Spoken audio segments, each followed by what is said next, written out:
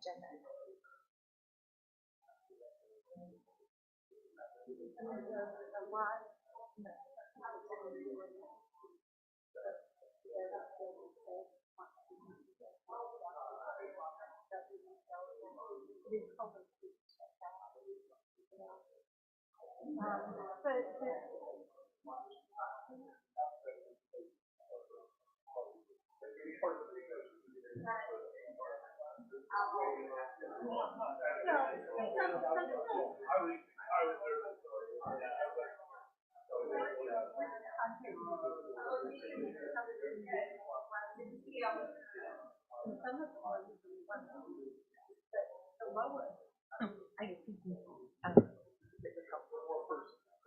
The minute, I'm happy to write down motions in seconds so that you can.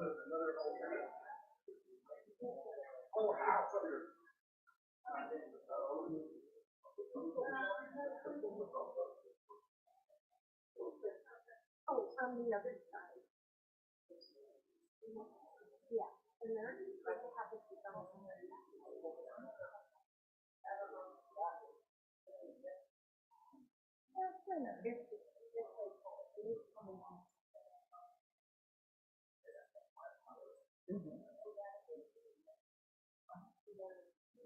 on Dana, can you send me this email?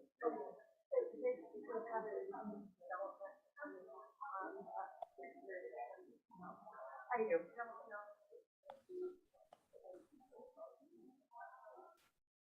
You're incredible. Amber and I will buy you lunch. It's the last minute.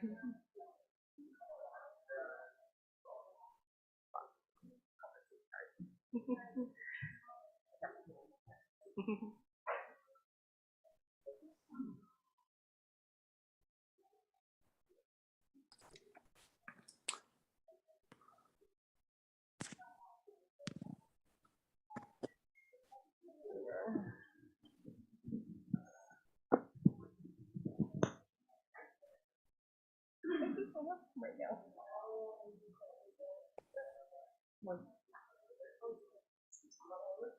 I don't know. No.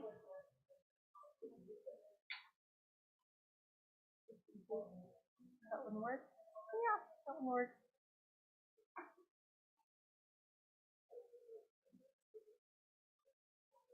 I don't know if we have to get it done from the calendar.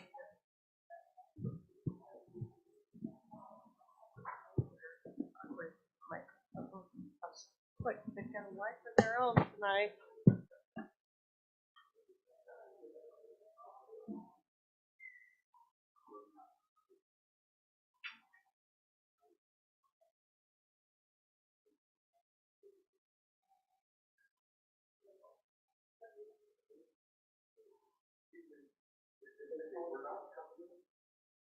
There were four. Oh. That's okay. We can.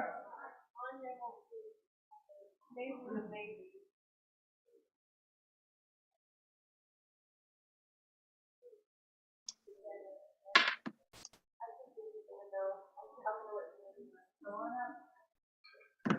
Goodness, you're here.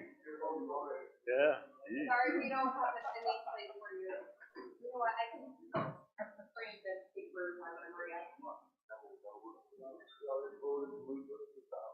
I know.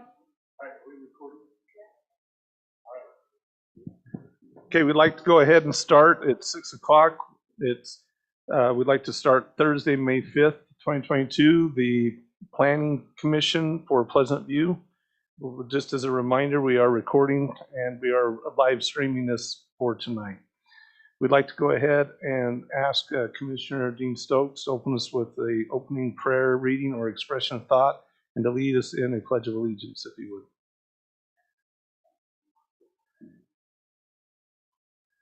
Our Father in heaven, we are grateful for this day. We are grateful for all the many blessings we have. We are especially grateful to be able to come together today as the Planning Commission and discuss the matters of the community. Please bless us as we do so this evening, that we'll take into consideration all those in the community and their concerns. We say these things in the name of Jesus Christ. Amen.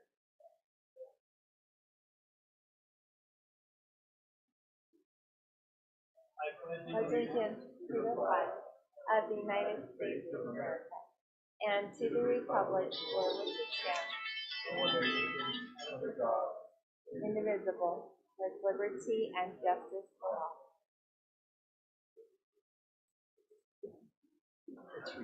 Yeah, I apologize for that. Thank you for that.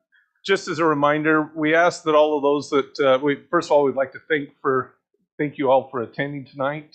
Normally, we don't get a great attendance at our planning commission, so we appreciate all of you attending here with us. This is a great service that we get to do for our community. We'd like to ask you when you get a chance, we do need for the records of the community if you get a chance to sign in for our records just here as you leave tonight if you haven't had a chance to sign in.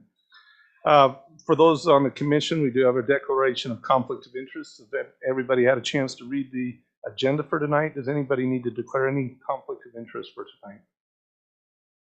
Okay, seeing none, we'll go ahead and move on. First of all, we have a new member, an alternate member for our commission, so we just want to congratulate you and thank you for joining. Can we have you introduce yourself to the rest of us, maybe to the community, and just tell us a little bit, where do you live, where you're at? A lot of us probably don't even know where you live you're up here on the hill. I'm in the lowlands. Oh, you're on the low end. Everybody's always on the hill. So how many kids, and kind of tell us a little bit about yourself, and so we have an idea. Absolutely. My name is Chad Cotter. I've lived here in Pleasant View. We moved here in 2005. Lived just down the bottom of 700 off the roundabout, and have 3 kids, 1 wife, and just a great place to raise a family. Pleasant View, we really loved it.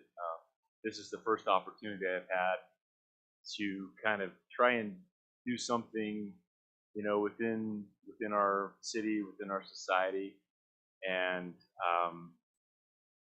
I've just kind of had that feeling inside, and I saw in the newsletter that they were requesting alternates, and they bring alternates right to the table first night. So that's how it goes. That's fine. Only for Chad. Only for me, yeah. But yeah, just I feel like our family we've received so much from this community, and I feel like I want to give back, and I feel like there's a lot going on, as we all know, and so I feel like being on the front end and trying to help out is important for me, and I think it's important for all of us as citizens here in Pleasant View. So I don't know, did I touch all your points? That's perfect. Is that good? We appreciate you joining us, and we usually like to have them introduce themselves so everybody kind of knows where each of us kind of fit in somewhere in the community, and we're well represented in the community. So we represent a lot of people and a lot of places in the community. So we appreciate that. Our first item is a common consent item, conditional use permit to allow an attached accessory apartment for the owner occupied single family dwelling at 365 West, 3925 North. As a lot of you might be new to this procedure, I'm going to give you a little bit of a background of how we will proceed with this tonight. We will go ahead and have staff give us a little bit of background on what is being presented for this tonight. This is not a public hearing, but we will probably open it up as we've had some public comments already sent into us from some people that may not have been attended. So we'll probably have staff give us a little background or just a little highlights of some of the comments that have been sent in. And if we have a few minutes at the end, we might ask to see if there's any public comments that might be needed, if that is something that will not be of bearing or notice to the commission tonight. So we'll go ahead and have staff give us a quick brief update on the packet for tonight. Okay. I would suggest that we take it off common consent so that we may discuss it. Okay. Yeah, I would suggest that we remove this item from common consent for discussion before we move ahead. Okay. So if someone could make a motion. Okay. I'll make a motion that we remove item number 1 from common consent. Do I need to do anything other than that? Okay, we have a motion. Do we have a second? I'll second that When we have a motion. second, any discussion? All in favor, say aye. Aye.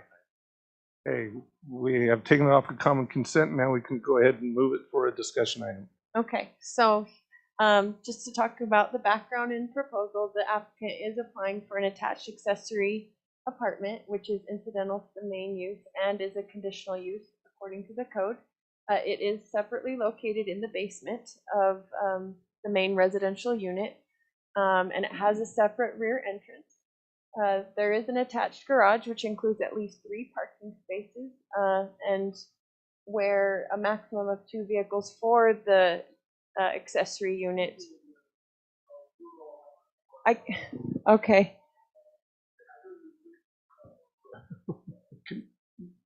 Maybe I'll get that Can we one. crank it out? Maybe I'll get Yeah, she was talking to us and it wasn't hitting the mic.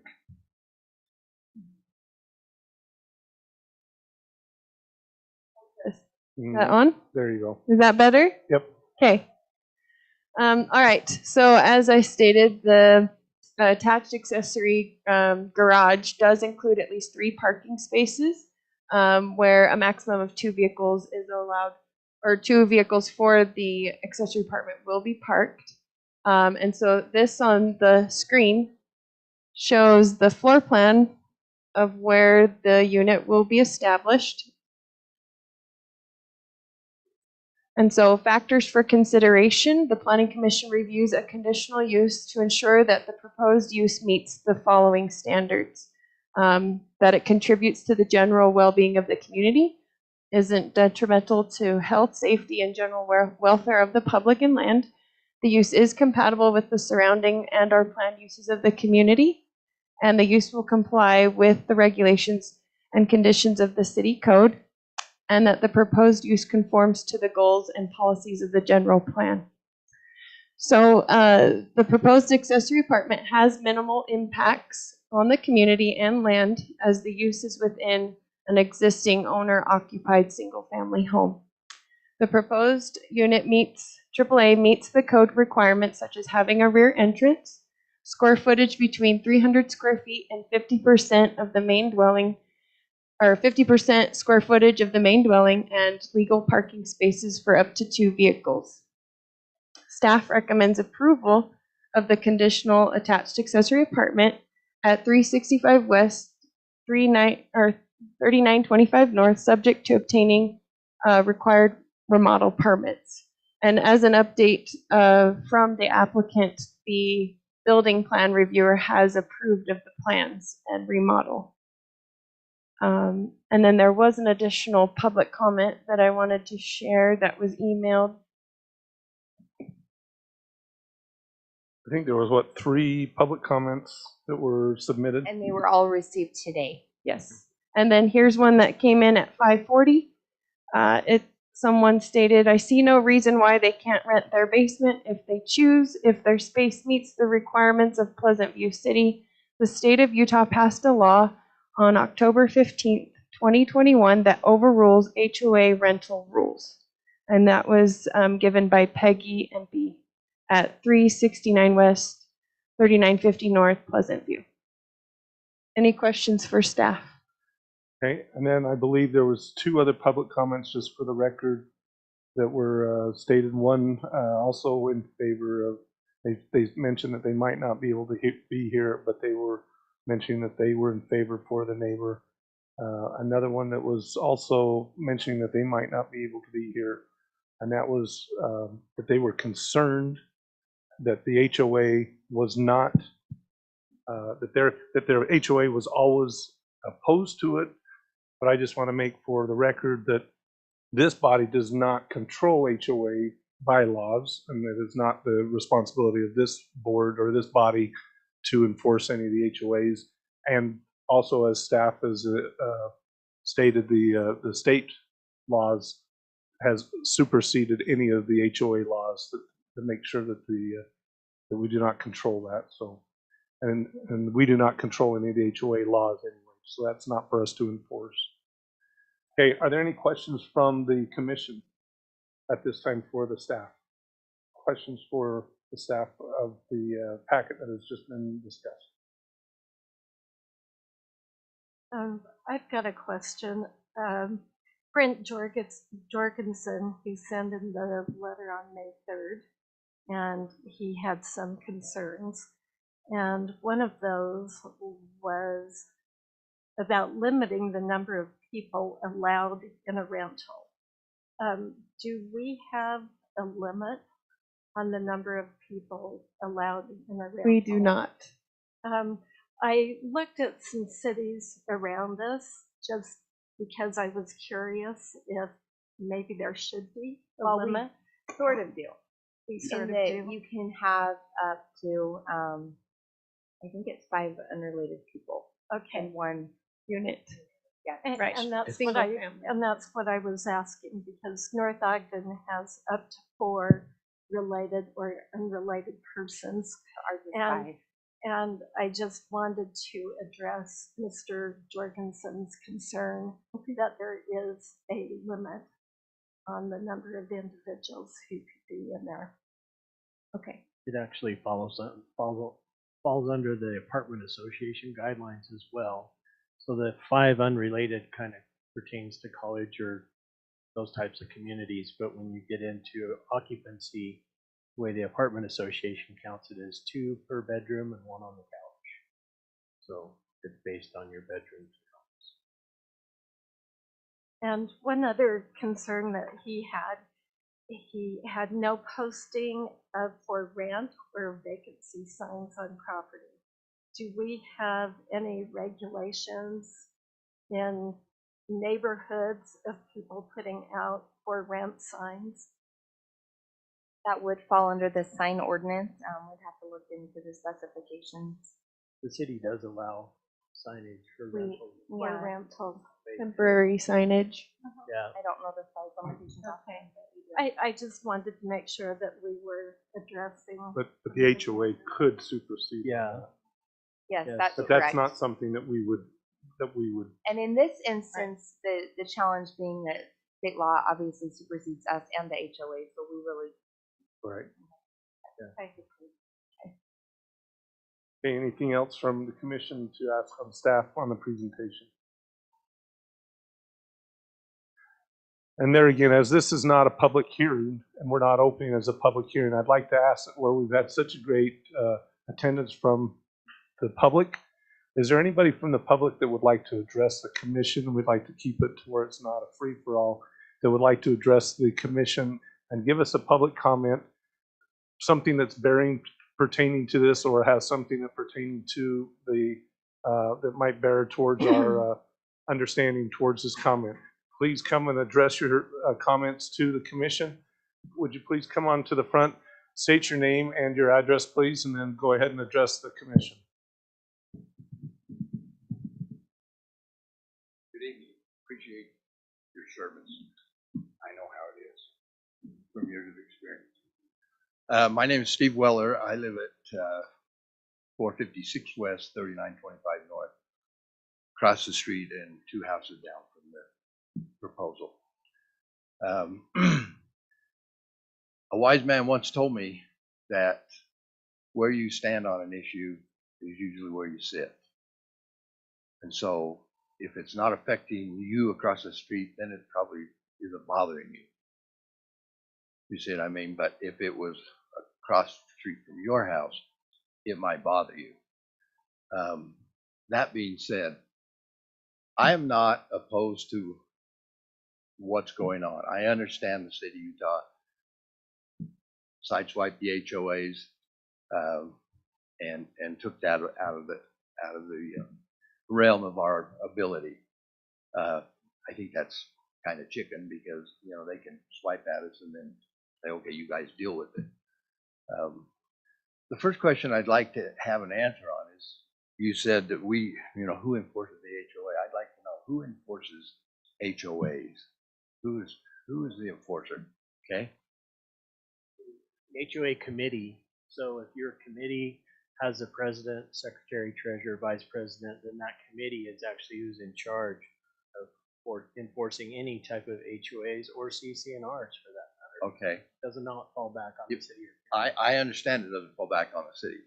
Let me just give you a little background. I was a mayor for 6 years and served on the city council for 12, and so I kind of understand that stuff. But who enforces taking HOA out? Who enforces CCRs if there's not an HOA? They're filed with every city, every right? No one enforces them, right? So they're really kind of a useless document that it just makes everybody feel good. Gives your neighbors ammunition to make you mow your lawn. Right. And But who's going to enforce that? and those things can be enforced through, civil litigation. I mean, it's not positive. Legal. Yeah. Right? I get that, but they're ugly. They're never a bit Yeah. of work. Okay, so here's the basic thing. That subdivision was created back in 1993, I believe. It wouldn't fly under the current subdivision ordinances of the city because it was they were proposing less than 5 acres. I believe the ordinance said at the time that anything above the canal was not 5 acres, half acre lots. So to accommodate that, we have some common property that makes up. We each have about a third of an acre, and the common property makes up the other portion, so that we have a 5 acre nice little cozy thing. We did not ask for that. We had no discussion in that whatsoever. That was just laid on us, the homeowners, by the developer because they agreed to do that in order to have the development. What that entails is that we have to have an insurance policy to cover that common property that is virtually useless. There's no use to it. There's 2 strips, one on the north side of 3925, one on the south side. It's 20 feet wide. It goes from 3950 to 3925. From the south side, it goes down to the canal. It's about 20 feet wide. It's got grass on it. It's maintained by the property owners that adjacent to each side of it. They maintain it. Other than that, the property has no value whatsoever. So that was forced upon the subdivision as well. We had to have the HOA. There's no way out of it. We also have a holding pond up there that the city required it be installed. It's fenced. I think you're probably aware the city in a development like that, they take that property, they use it for their needs to retain the water, slow it down. At the time the pipes are big enough to handle the flow from the subdivision, they do away with that holding pond. It reverts back to the property owners in original condition. Why on earth are we required to mow and maintain that holding pond when we don't want it? And it doesn't just hold our water. Water from above comes down into that holding pond as well. Well, the one thing I want to make sure is that we redirect ourselves back to. I'm getting there. I just want you to know that. But what we're here for tonight is we want to make sure that we're saying we're here for the AAA, right? I understand. Okay, and So I'm hearing a lot of other things here. our subdivision has already been, in my opinion, and I've lived there for almost 30 years now. I've been in Pleasant View probably longer than all of you. And I didn't move up to my subdivision. I bought a single family dwelling home. I raised my children there, as did all of my neighbors. Okay, we raised it as that way. If we make this a conditional use permit and allow it to happen, then it'll allow it to happen anywhere else. Back to my point, you're not worried about it until it's across the street from you. Well, it could be across the street from those people who sent letters in that don't understand that, yeah, it could happen. Now, I understand here that I'm just reading it further on in your notes that it appears to me as though Pleasant View City is considering changing that and allowing it in those, so there won't be a need for a public hearing or a conditional use permit. Is that correct? Well, and so I guess just to clarify with conditional uses, there per state law and similar to what you all have experienced with state law, we had a lot of conditional uses built into our code, and then some changes in state law made it so that you cannot deny a conditional use permit, but rather set conditions to remediate certain circumstances. And so technically, we can't even deny a conditional use. And so they come before to look at those mitigating circumstances, but it's not something that we can. So why are we here? If you can't enforce your conditional use permit, why are Well, we? if there's mitigating conditions that are appropriate, then the planning commission has the authority to set those. So I just want you to consider that, granted, one apartment is not gonna make a difference, but if everybody put an apartment in their basement, our subdivision was not designed for multifamilies. Our subdivision was designed for single families. The water lines are affected, the storm sewers affected, and maybe they don't affect that, but the sanitation sewer is affected. All those things come into play, not to mention the roads, the traffic on the roads increases. One little apartment won't make that difference, but if it's allowed once, it can be allowed everywhere else. And so I just want you to consider that. That's not what we bought into when I bought my house 30 years ago. We bought into single family, and that's the way it was. We're going to have apartments, open it up to apartments. That's not what I bought into, and that's not what Pleasant View sold me. I just want you to consider that. It does have an effect on everyone in that subdivision, not just across the street or within 300 feet, if you will. It affects all of us in that subdivision, and one of these days, it's coming to your neighborhood too. And once it happens, then you're all in for it. You smile, Andy, Well, but it's coming. It's already there. I appreciate your time. I appreciate your serving. I am a little concerned that I tried to make 3 contacts, left messages 3 times to the city offices for a conversation, and came down here one time, and I was never acknowledged in all those times. That's no way to run our city.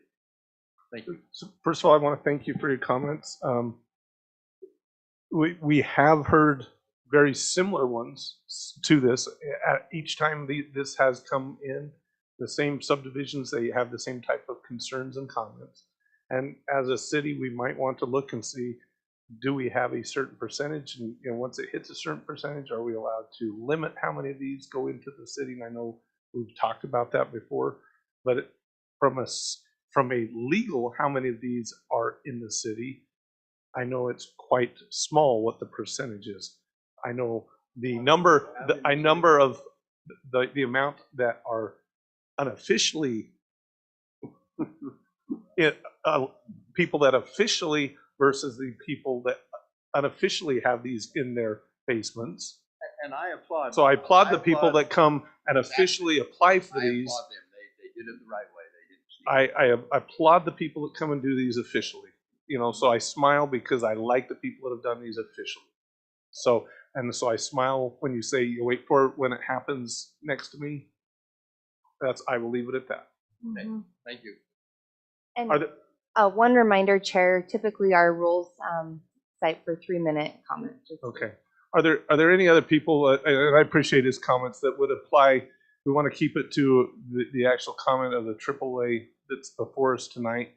And are there any other comments regarding this for tonight? Yes, please.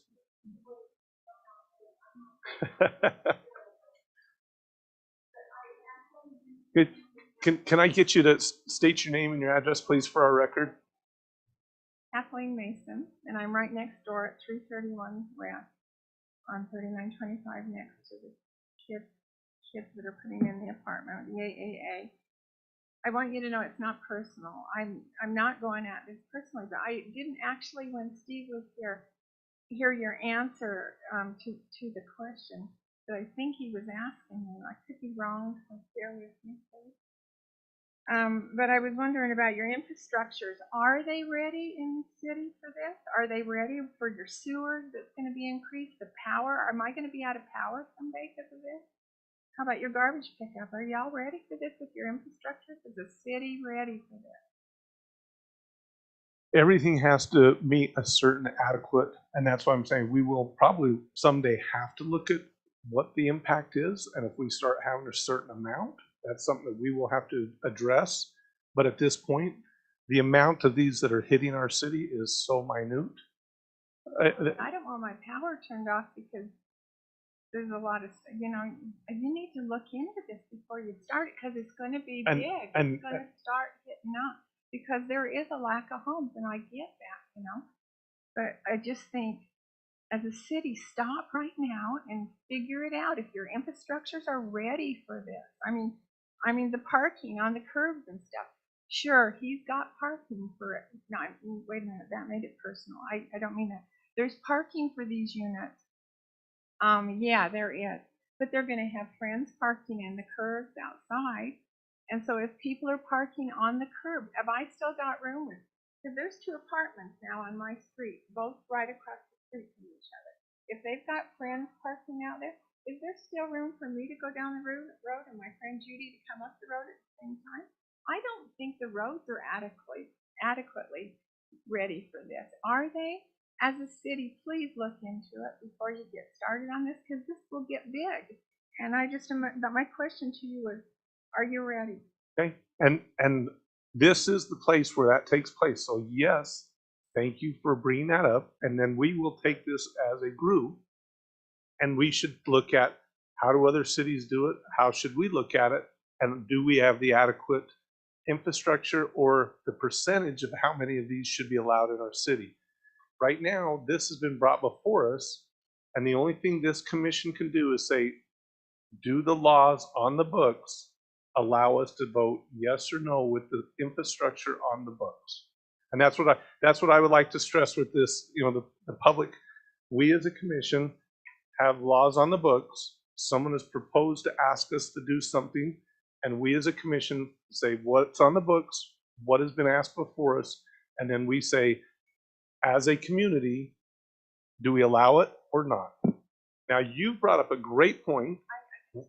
No, as a great point. And as a great point, so as a community, we've been asked, and we will, as a community, we're going to sit back and say, we should look at our laws and say, should we put some more infrastructure? Or should we recommend? We recommend only to the city council. So we would recommend to the city council, say, should we change our laws and be a little stricter? And so we would recommend to the city council. We don't make the laws. We would recommend a change to the city council, and that would be a public hearing. So the public would come in and make comments, but we are only a recommending board to the city council. So I will, at the end of this meeting, we will recommend to the staff that we look at that. So, but we can only do tonight what's on the books. I just want to know. I So- oppose it.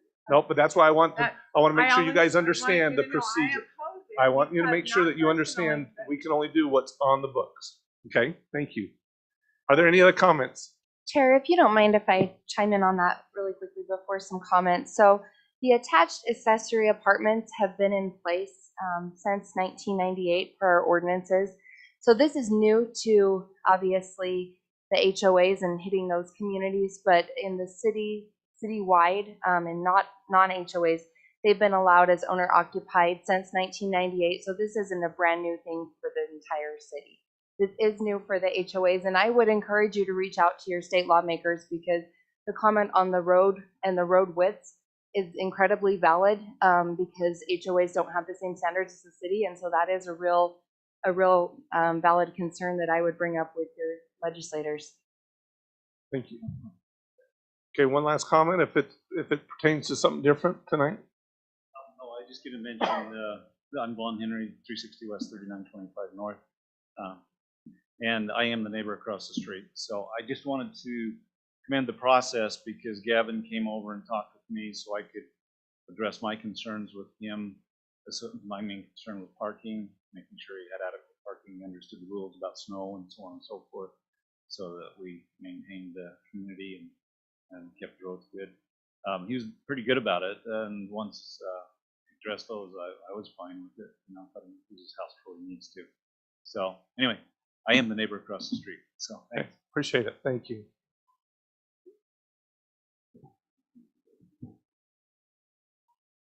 I'm the homeowners association president in Indian Trails, and we're all a little bit emotionally charged tonight, and I think you can probably understand Several people have purchased in there specifically because they were single-family homes.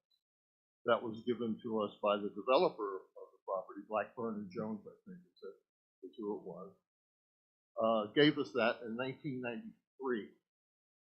And so people are buying and thinking, well, we're not going to be in a place where we're going to have rental units and things like that. And so it's been taken away from us, just struck from the books, and by a law, 2 sentences that have completely wiped it out. I don't know if you've read the code or not. And I would like to see you read the code and see all the things and to see that our rights have been wiped out. So we feel pretty badly about that. I will say it's a bad law. If you read it and you look at it and what could happen, it is a bad law. Now, how many people are allowed to live, and what were those numbers? I didn't hear them, but I heard it. I was asking in North Ogden, it's up to 4 related or unrelated persons. So I asked what ours was, and they replied 5 for Pleasant View. Okay, so who's going to monitor that? No one. Right. Homeowners Well, Association? We would.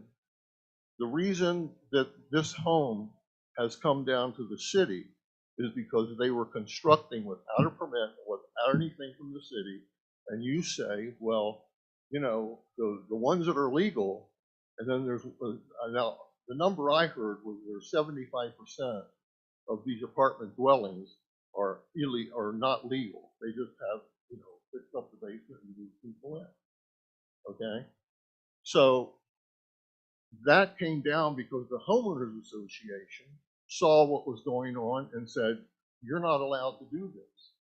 Well, I don't need a building permit. And I said, well, I think we should find out if you need a building permit. And the inspector I came to the city office building. The inspector went up and red tagged the job because it needed to have a building permit. So I monitored it. I'm the Homeowners Association president. So you have one more on the 25% legal rather than on the 75% that don't do anything and just go ahead and do it. So I wanted to bring that up because this law apparently is wiping out anything that we can do to monitor the people and what happens in Indian Trail. With 5 people in a home and living in a place, I'm sure there's going to be more than 2 cars. I'm sure we'll have another couple cars on the street for each one. The snowplows are really difficult, and I would love to see you go in and really study this before you grant this permit. Really look at what can happen. I mean, next fall, come December and January, and there's snow on the ground, and there's too many cars. What are we going to do? We're going to remove them all, or we're not going to get plowed, one of the 2. So that's very concerning to us. Any discussion at all from anybody? I will comment that we do have a code enforcement officer that can assist in enforcing the city's codes, and that's available. If there's complaints, if there's issues, concerns, we can work with residents on that. That was going to be my comment too, is we do now have a full-time code enforcement officer, and you can work with the city. Phenomenal. She's wonderful. Well, I know you have good people, and I do know that. But the roads are not ready for any more cars there, and we've got our streets are in pretty rough shape. And that's in a lot of the city. So yeah, I've been told that there's roads that are worse than ours. I don't know now. That was about 3 years ago. yeah, we're working on that. They're making a lot of improvements. So I understand, but I would really like to see somebody look in and know what we're getting in for, because there's more to it than just say, well, the guy should be able to have an apartment. I mean, it really is going to affect us in lots of ways, and I'd like you to look at the and see what was wiped out and what we can't do. So thankful for all you, I'm thankful for all you do and the service that you render, and you do a great job. So Thank you for the comment. Okay, are there any other comments tonight bearing on the decision? There would be a different opinion for tonight. Okay, commissioners, any other questions for staff? I'd just like to clarify some of the stuff that they talked about. One of the major concerns you talked about was occupancy, parking, and infrastructure. One of the benefits of using an inside dwelling like they're doing with the AAA versus an outside dwelling is we're not increasing the occupancy of the pre-approved home. So just like if they had 10 or 15 people in their family, we're not changing the occupancy authorization. It's staying the same. As far as the parking and everything, that stays the same. As far as our utilities and our infrastructure, when the homes are built, the infrastructure is already in place for that. So if we were doing ADUs and we were offering additional housing units outside of the property, like you'll see inside of Ogden City, that does change your infrastructure. One of the saving graces that we have in our city is the parking ordinance for the ADUs, whether they're going to be inside or outside. That's kind of a catch-all that we can use to kind of limit and control this issue. Indian Trails, I understand exactly what you're saying with the parking. I understand what you're saying with the limited snow removal and limited access with guests and everything. That still doesn't change the occupancy regulations and stuff that we have within the city. So no different than if you had, sure.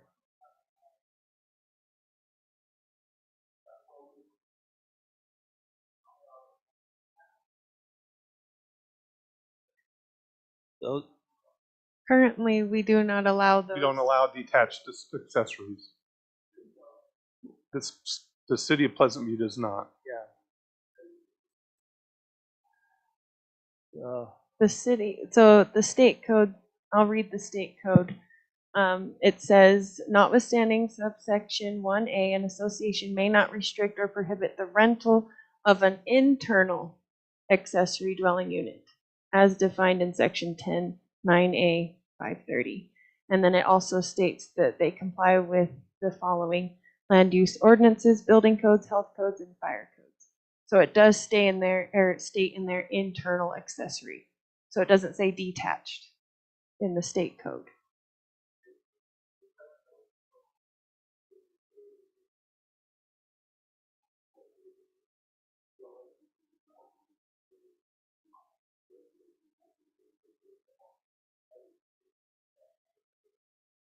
Right, and the state does allow a variety of different types of accessory dwelling units, but as of now, there's not a mandate upon the cities as to what types we include in our codes.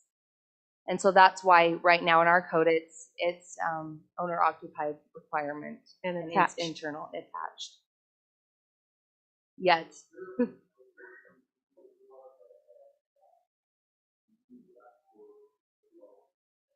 No, not detached, no. Not detached. Not in Pleasant View.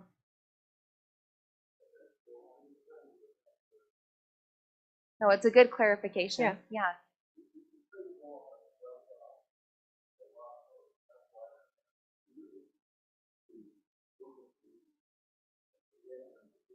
Yeah, definitely. Well, and I will say, I mean, cities are creatures of the state, so, you know, we may have one thing this meeting and next legislative session, our rules can change too. It's a tricky deal. Which is great for staff who tries to keep us up to date, because it's always changing. Always fun. It's always changing, and we get surprised on some of the things that they're keeping us up to date. So.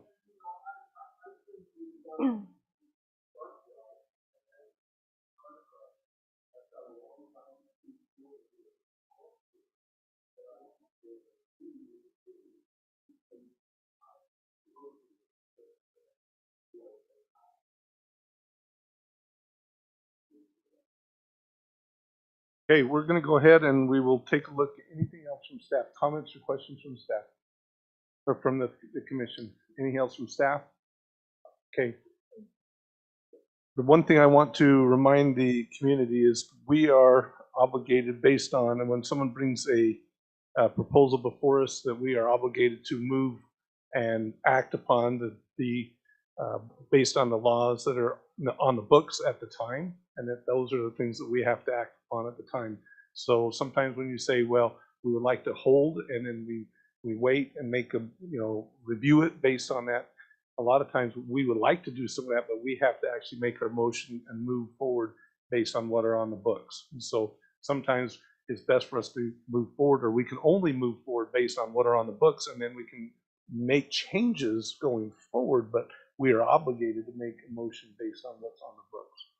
So with that, does anybody would like to make a motion based on what's on the table? Can we make a couple of comments? Sure, that's why I'm open to open discussion with it. First of all, I myself would be very unhappy if I were in an HOA and had those rules in place and those laws were changed. I would be very unhappy myself. Nonetheless, that is from the state of Utah, and that does supersede even what we can do here, because on our consideration, we have to look at the 5 conditional uses. Does it contribute to the general well-being of the community? And I can understand in your HOA that doesn't feel like it does. I myself live in an area where I could have somebody with an accessory apartment across the street from where I live.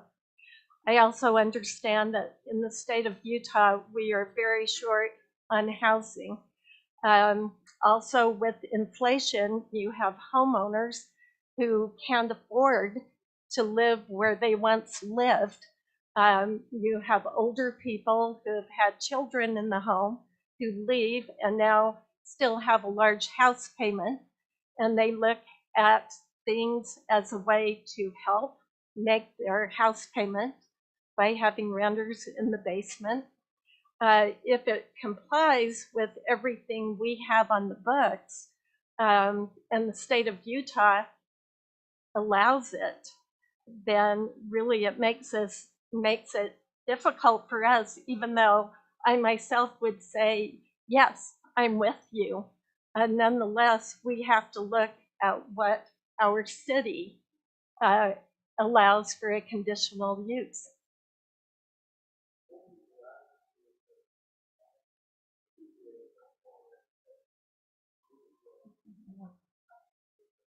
Yeah, I'm going to go ahead and restrict our public comments at the time. We'll just hold the discussions for the commission, please. Yeah, other comments from the commission?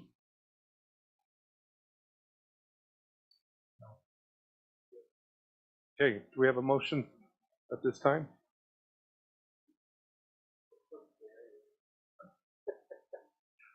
I'll motion to approve as presented by staff with the recommendations included in the packet by staff for the permit and the engineering requirements and to proceed. Okay, we have a motion on the table. Do we have a second? I'll second it. We have a second. Do we have any discussion with the motion on the table? We have a motion and a second. All in favor say aye. Aye. Okay, any opposed? Okay, unanimous.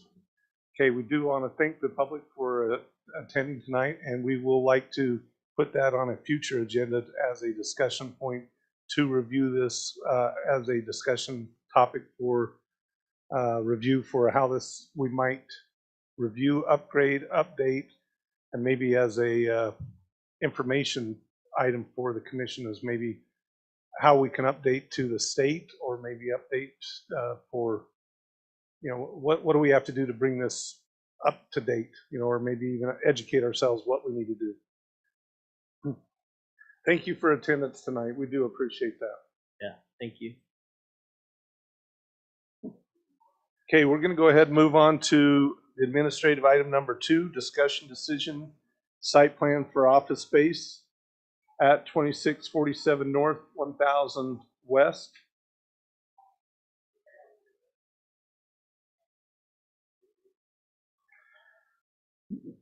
This is for the office site, site plans. The applicant is Brad Reeves. We'll go ahead and turn the discussion over to staff.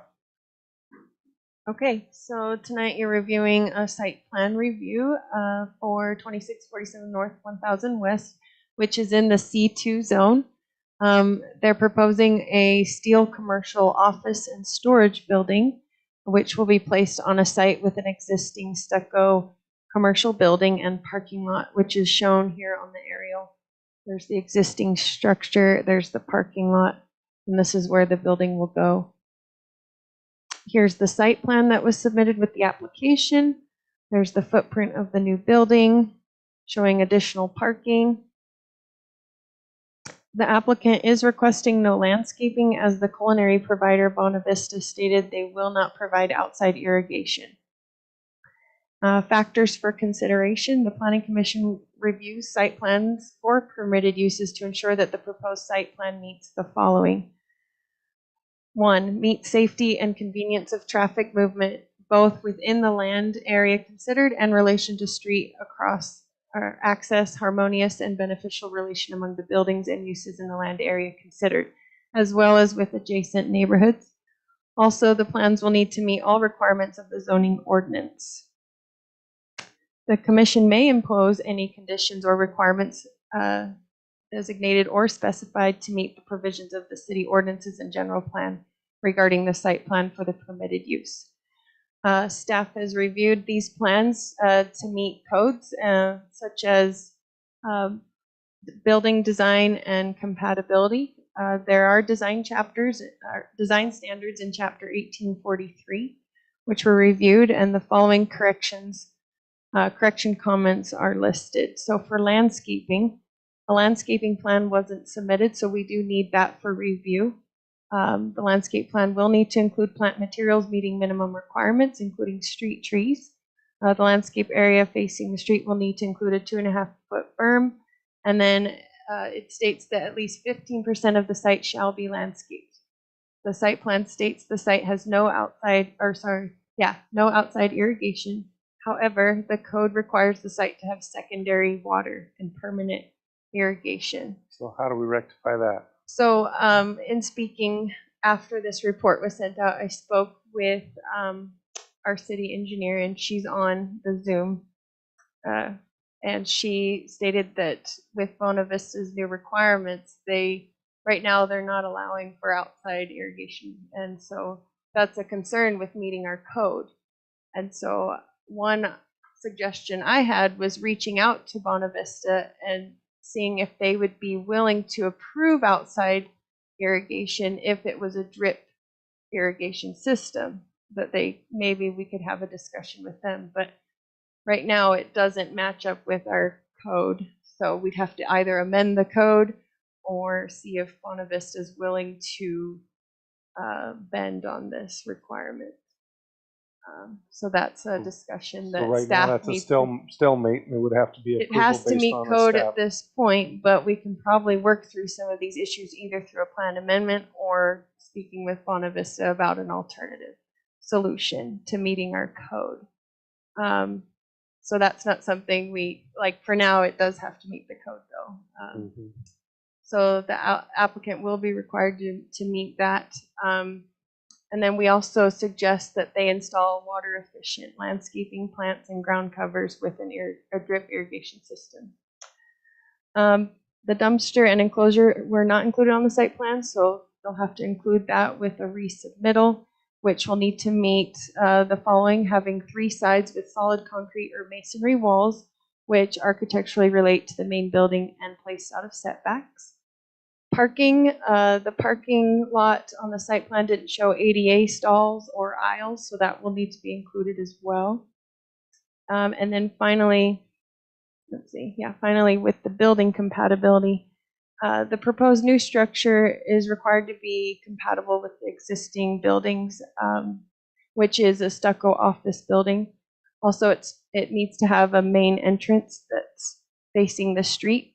And then it does need to meet building design treatments, materials, and colors of the code. So we recommend that the applicant redesigned the building elevations to meet the same materials, colors, and style of the existing stucco / stone building on the property for the front and sides.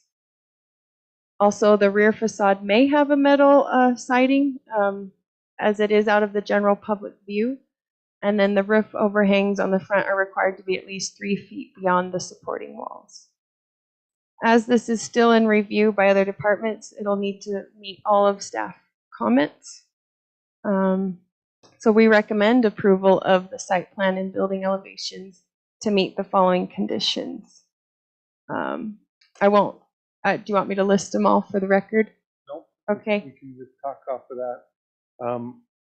I have a question maybe you can answer, or we can go ahead and ask, or we can go into the petitioner, but can you go back up to the drawing, The site plan? the site plan there, right there? Yes.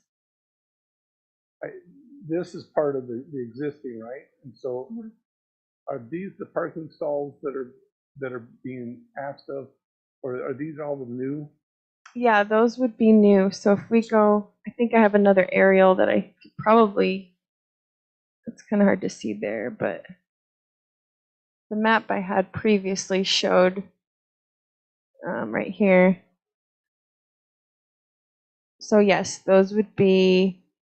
So what I'm looking at, that's all the existing parking for the existing building. So those were the required for the existing.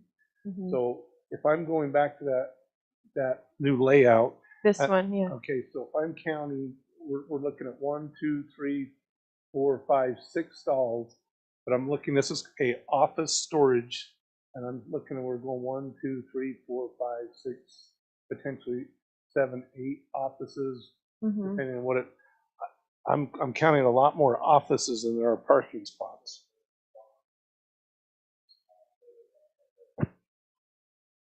So 1, 2, 3, 4, 5, 6. There's some in the back as well. Okay, so that's what we're counting as parking back here. And then there's these, yeah. But again, there's no landscaping shown, so we'd have to relook at all the requirements with parking and landscaping once they put in a landscaping plan. Okay, because that's, I'm just looking is the parking adequate? It is now, but when they put in landscaping, we'll have to ensure that it does need parking. Okay, because being an office / we don't know what the use, or it doesn't spell out what the use for this is, so we don't know how much people coming and going. You know, one person, one person per office, and people coming to visit. Is this all the same parcel and owner? Yes, this is all one parcel and one owner. Yeah. So that concerns me a little bit of, what the parking requirement, what. One parcel, one owner makes the parking cumulative for the 2 buildings, so. Well, but what's in this one here? Is that our daycare? Yeah, I can show you a picture of that. Like our engineer just popped on. Dana, if you have anything to chime in, you're welcome to. I was just going to say that there are some frontage, so that she's speaking, but we cannot hear her. Dana, we can't hear you, so that's. Can you hear me now? Yep. Okay. There are the frontages. Wait, hold on. We've got a delay. Just a minute.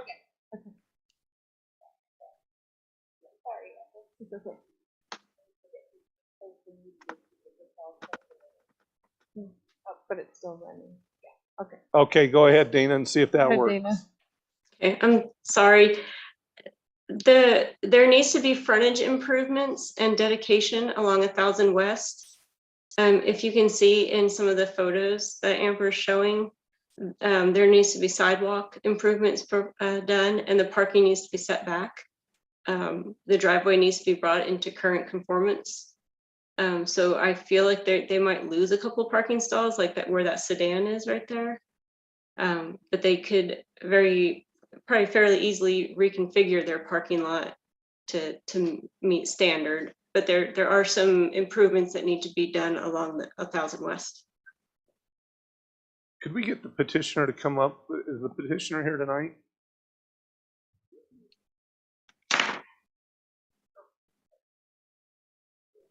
And I'm not the owner, but I'm the guy that's looking to put my business in that building. okay. So do you know anything about kind of how the layout of the design of the landscape or the parking, or about how many people are going to be utilizing the offices? Or Yeah, there's about 6 in the office and 3 in the back warehouse. So there's 10 slots now existing, and then we're going to add another 10 total, which is how it's drawn. So there's 20 parking spaces there, 20 plus. If you look at all of them put together. but that's added on top of the current business that's already there, and those parking were probably required for the current business. So that's, I don't know how many the daycare requires. I don't think they require 12 for a daycare. I don't know. but that way you'd have to look at what that will have to match business up. required, and then make sure that those two were there. So that would be, I would recommend that be a requirement for a staff requirement for the DRC. So Yes, sir.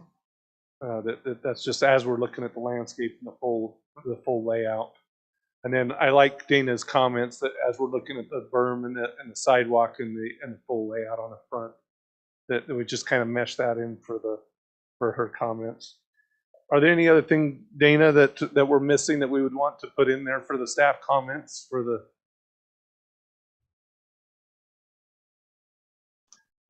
We have redlined on the plan set that will be returned to the applicant. And I would just recommend going off of those. Right. Okay, any other comments or questions for the applicant at this time? Questions for the staff? Do you have anything you feel we should consider or no? Yeah, I've got a few. I hope it's a typo where it says we have to have 3 foot beyond the supporting walls, the overhangs. I don't see anywhere in the city. If you could find one, I couldn't find any building, commercial or otherwise, in the city that has a 3-foot overhang. Is that a typo or is that a real thing? Oh no, I didn't type it. That didn't make sense to us. All commercial steel buildings have like a 3-inch overhang. So for us to add 3 feet, I just would like to know if that's real, and if it is, why. Is that Which one or where are you referencing? It's number E on page 4.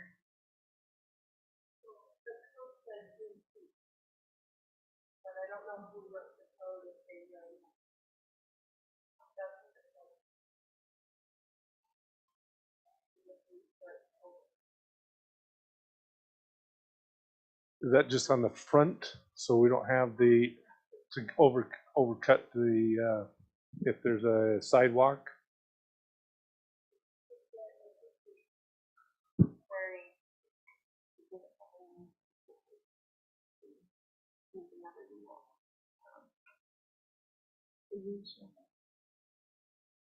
So what is the usual overhang on a We'd have to look commercial and see what building what it in the front?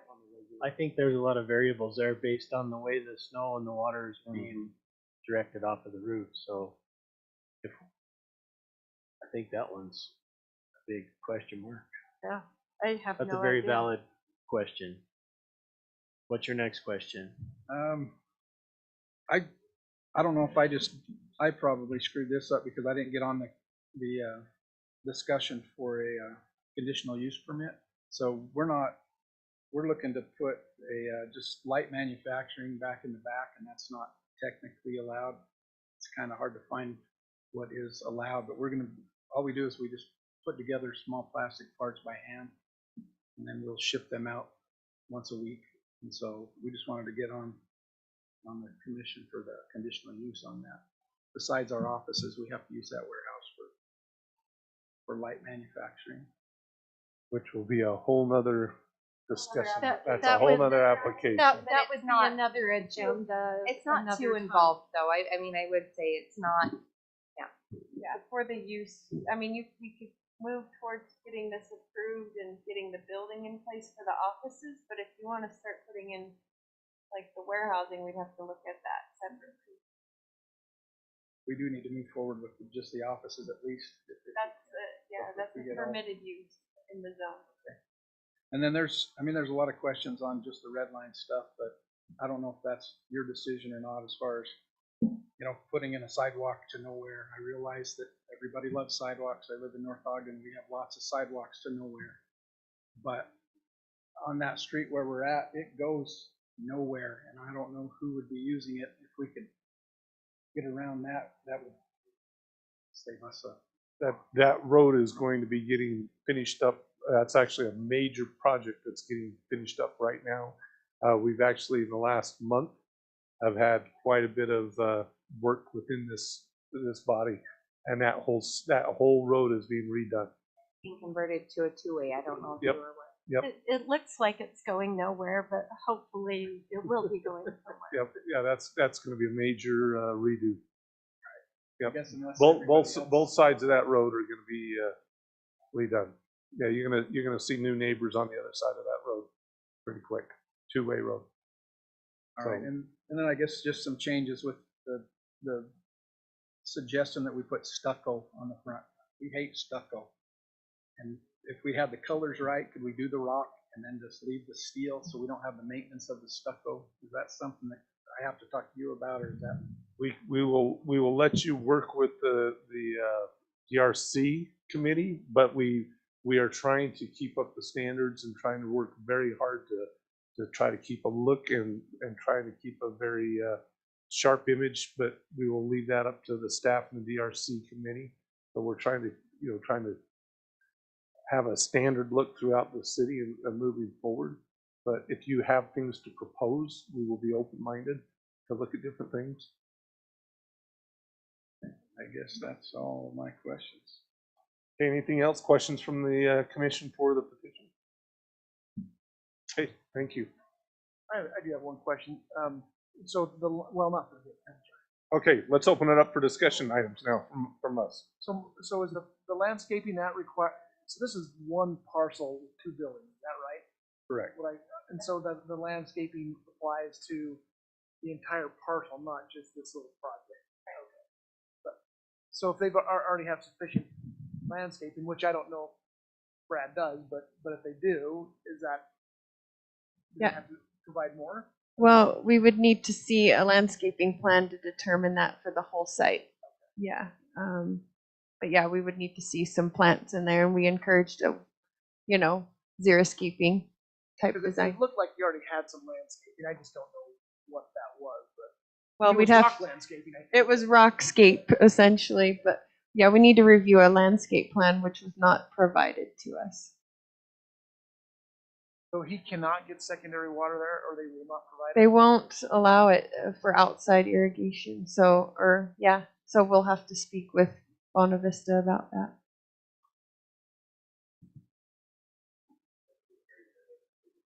Parcel and one owner, there's probably already secondary water at the existing building, and they could just continue existing landscape. And that may be a way they can approach it with Bonavista. Be a separate connection for Bonavista. It shouldn't be. It should be an extension. Same with the secondary. Okay, we can look into that to ensure that they get that. They'll have to have a will serve for it. Yeah.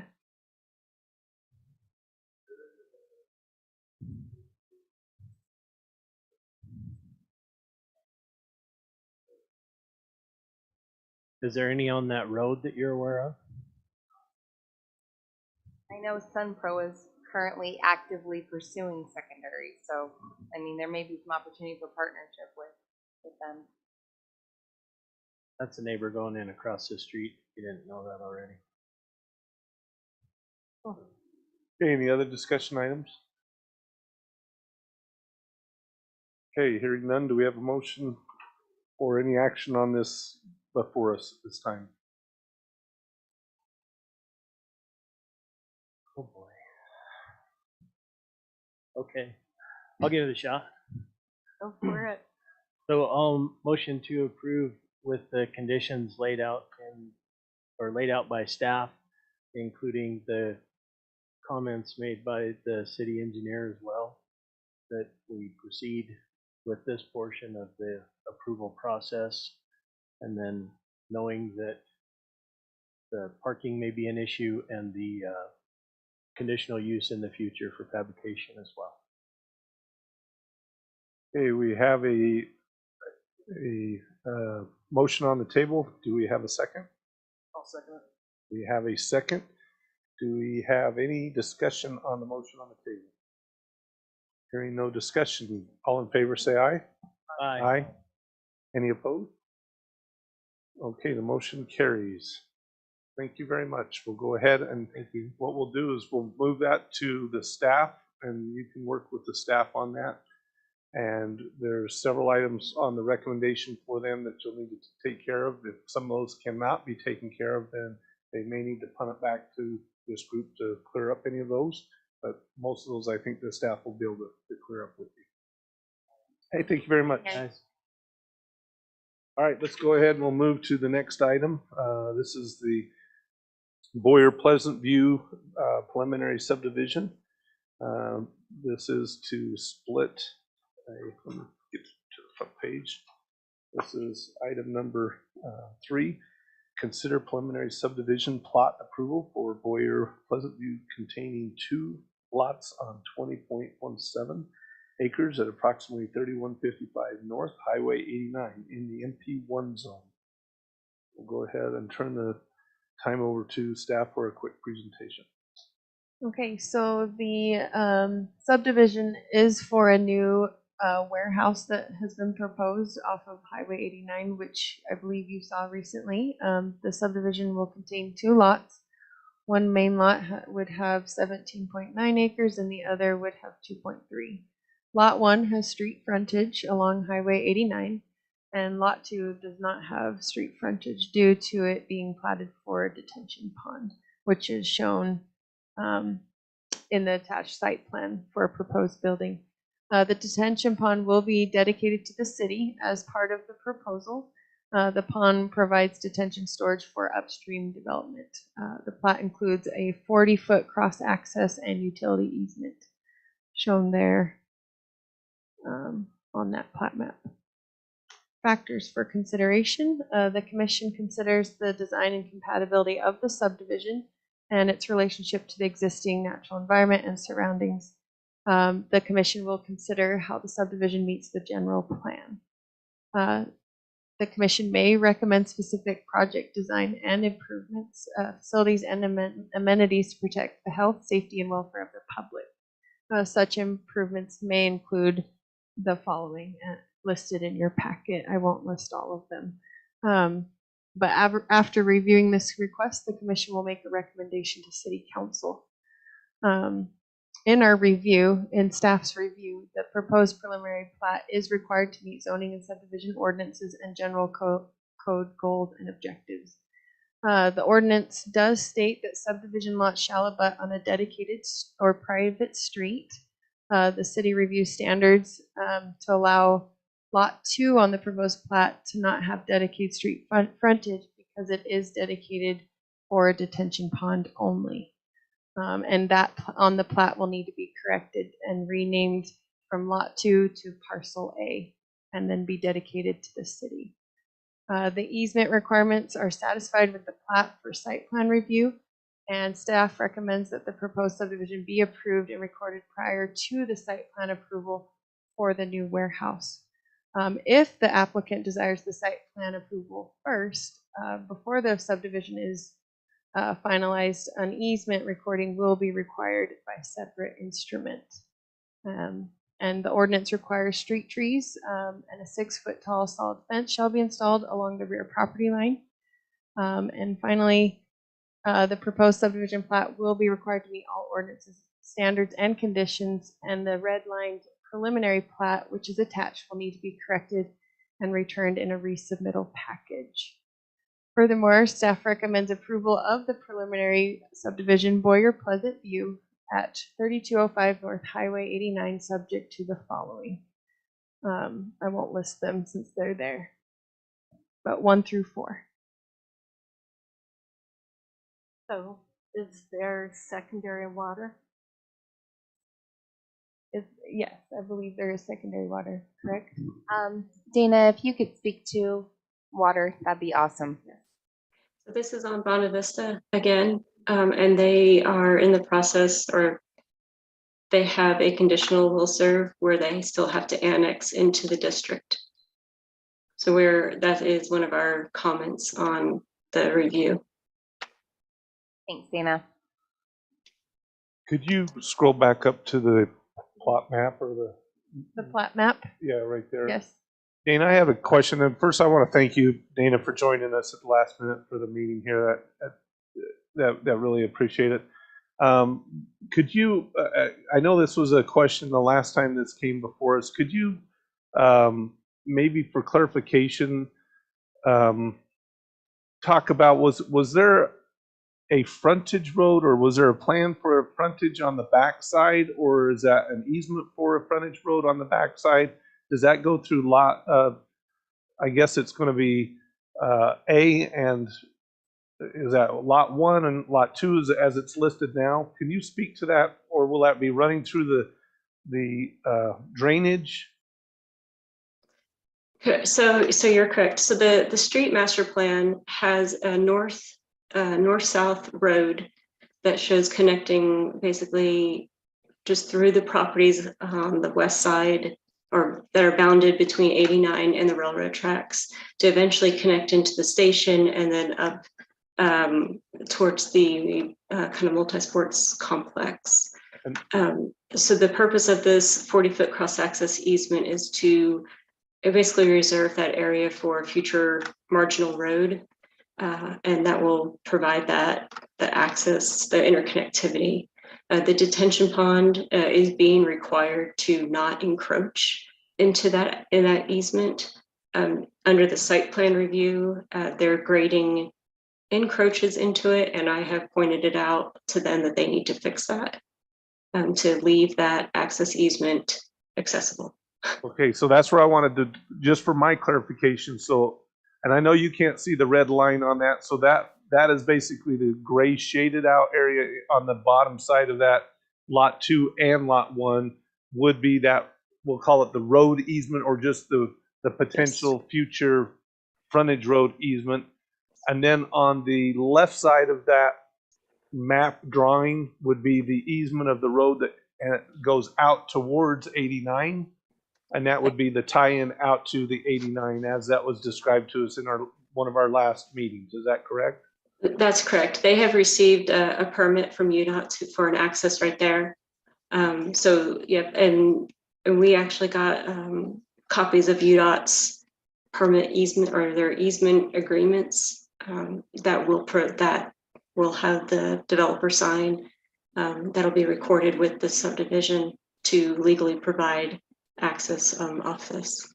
So from a road standpoint, that helps this body. We're always looking for hopefully leaving access for future landowners to either side of this development to go to the we'll call it north and to the south, either way, so those landowners can connect. Correct. Now my next question, if I might, if we take out that road out of lot 2, which is the retention pond or detention pond or whatever we're going to call it, does that now, from an engineering standpoint, does that leave adequate space, or does that leave adequate footage for whatever you're engineering for our water retention? Yes, so like I said, under the site plan review, I am making sure that their grading does not encroach into the easement for the detention pond. So that's we're retaining that as accessible ground. Okay, so then the square footage or the acreage needed for our numbers is adequate. That's correct. Okay, perfect. And then when we're talking about a 6-foot tall fence and then the trees, where is that? Is that along lot 1 or is that along lot 2? Separating lot 1 and lot 2. So the 6-foot tall fence is required along the railroad right of way. So it will be all the way across from north to south along the railroad. So it will go through or go on the west. On the outside of the easement or on the inside of the easement? On the outside of the easement. Perfect. So on the subdivision boundary. And if I may just make one other kind of unrelated comment, but on the parcel, let's see, the Jerry, I can't read it, Rackman Family Trust parcel, but the small parcel, the rectangular one, just off of 89. Yes, that. So there's an existing building right there that is, I think it actually encroaches onto the lot one, and they said that they're gonna do a lot line adjustment, and I'm just recommending that they include that lot in the subdivision to make the lot line adjustment seamless. Is that CLS? Is that where CLS is now? So what do we need to do then for that one? Does that need to be adjusted? I'm hoping that the developer will just include that lot in the subdivision. Cameron Cook with the Boyer Company. Our plan was just to quit claim that parcel, that 12 to 18 inches along that, rather than include it as a subdivision lot. So this border is the new lot line. We were just planning to quit claim that. If that works. Did you hear that? Did you hear that, Dana? Yes. She's practicing it. We're thinking. We'll have to let her. Yeah. And we're happy to discuss, offline as well. Okay, we'll let them digest that one then. Okay. All right, thank you. All right, sorry to jump in there and ask those, but Dana, thank you for clarifying that and joining us on that. Other questions from the commission for staff or for our engineering for Dana? Did we require the retention pond? Yes, that was a requirement. It's based on state standards. That's actually it's an existing detention pond that they're expanding to accommodate the drainage from the lot one, but it's part of it is already existing. Thank you, Dana, Thank you for clarifying that.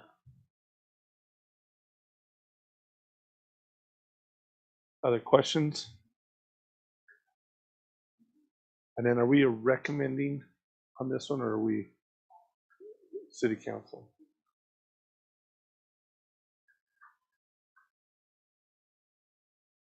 Any other questions for engineering? Open for discussion now. Do we know what the use is? Yeah, no, it's a warehouse. Big warehouse. Just a big warehouse.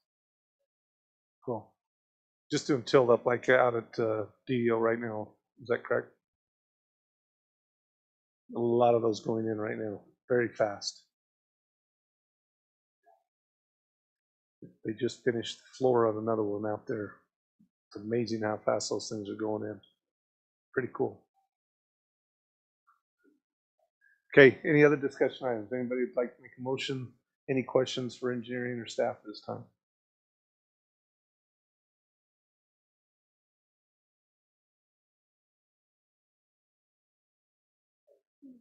Any motions? I'll make a motion that we approve, or we recommend approval of item number 3, the preliminary subdivision plat approval for Boyer Company. Okay, we have a motion on the table for recommendation. Do we have a second? I'll second that. We have a second. Do we have any discussion on the motion on the table at this time? No discussion. Hearing no discussion. Will all in favor say aye? Aye. Any opposed? Okay, and go ahead, and it looks like that's all in favor. We'll move forward with that. Appreciate you guys sticking around for that tonight. Get that moving. It's amazing those guys, the way they smooth out that cement there. It's just I want to go ride those hydroplanes. Man, they're just cruising on those buildings out there and do those little tip up on the wall. Just amazing. Yeah, because that one's being tabled. All right, we will go ahead and move to our next item. Does anybody need a quick 5-minute break, or are we good? Just keep on moving. All right. Keep on moving. We'll go ahead and we'll move to legislative items. Our next one is public hearing, so we'll have to open it up as we go to that. Discussion and decision item, consider amendment, the Pleasant View Municipal Code Chapter 18.66, attached accessory apartments ordinance by attached accessory apartments, AAA, to the permitted uses in each chapter, namely section 18.09, RE20 zone, 18.10, RE15 zone, and 18.16, A2 zone, and 18.18, A5 zone, and obtain a AAA permit reviewed and issued by staff. So let's go ahead, we'll move to that and open that up to staff for discussion at this time. Okay, so the proposal is the following: attached accessory apartments, which are self-contained apartment, part of or an addition to an existing single-family dwelling, and are conditional uses in agricultural and single-family residential zones, and leased by the owner living in a single-family dwelling. Okay, just a minute. Okay. Just as a reminder, excuse me, just as a reminder, we are still in a public meeting, so we are in recording and we're being broadcast. So if I can ask you to hold it down, because we are still broadcasting. So thank you. So this proposal is to add AAA as a permitted use in the agriculture and single-family residential zones where an application is made to obtain a AAA permit reviewed and issued by staff. So the Planning Commission will consider if the proposed ordinance amendment is in the best interest of the city and meets the goals and objectives of the general plan.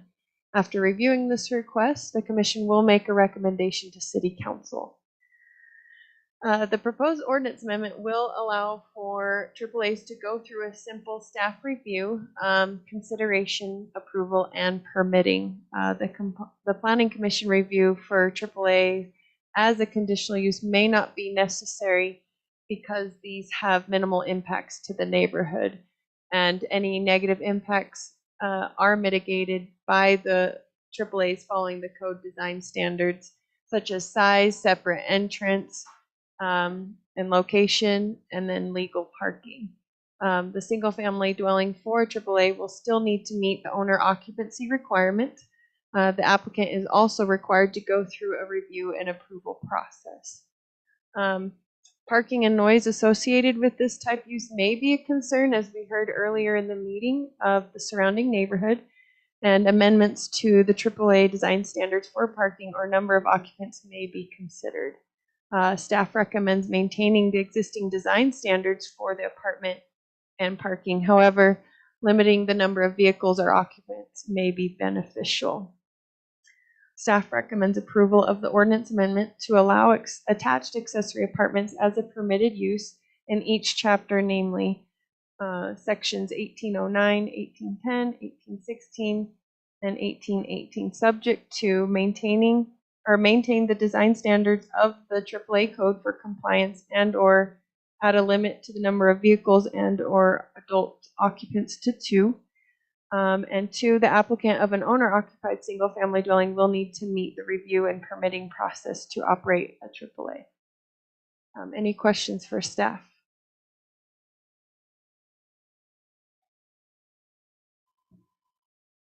I've got a new guy question. Okay. So switching from conditional to permitted, does that basically take less of the review out? Basically, this level of review is kind of removed from the application process? Yeah, it simplifies the process, like I stated, and then if we see that the code covers all of the mitigating type, if we're mitigating most of these issues through our code and there's no need to add any more conditions, then it would be, having them go through just review and permitting through staff would be simplifying that process. Thank you. I have a concern that we have seen these can be anything but a simple review. And if anything, I think we may need to look at tweaking or changing some of these ordinances. And I'm not sure, after the experience earlier, that I would say, let's take away the conditional use and make it a free-for-all. I'm just speaking honestly here. If anything, we maybe should be looking at it and limiting it to 4 people, as North Ogden has, or putting other parameters in place. I don't see the benefit right now of making it permitted. I think it needs to be conditional, and we probably need to look at those conditions and really make sure we're comfortable with where they're at, because moving forward, we're likely to see a lot more of that. And do we want Pleasant View to be wide-scale rentals and in the home? And maybe we don't have a problem with that. But until we really determine with citizen input on what they want their city to be like and look like, I think it would be premature. This is a public hearing, so we might be able to hear comment on that. Just an insight there. But I want to put in just something I know is that with Ogden, they limit it to 2 adults for their accessory units. So, I mean, that is something that we can put as a recommendation to City Council with this amendment. Which would have a lot more minimal impacts with 2. Or looking at vehicle limits.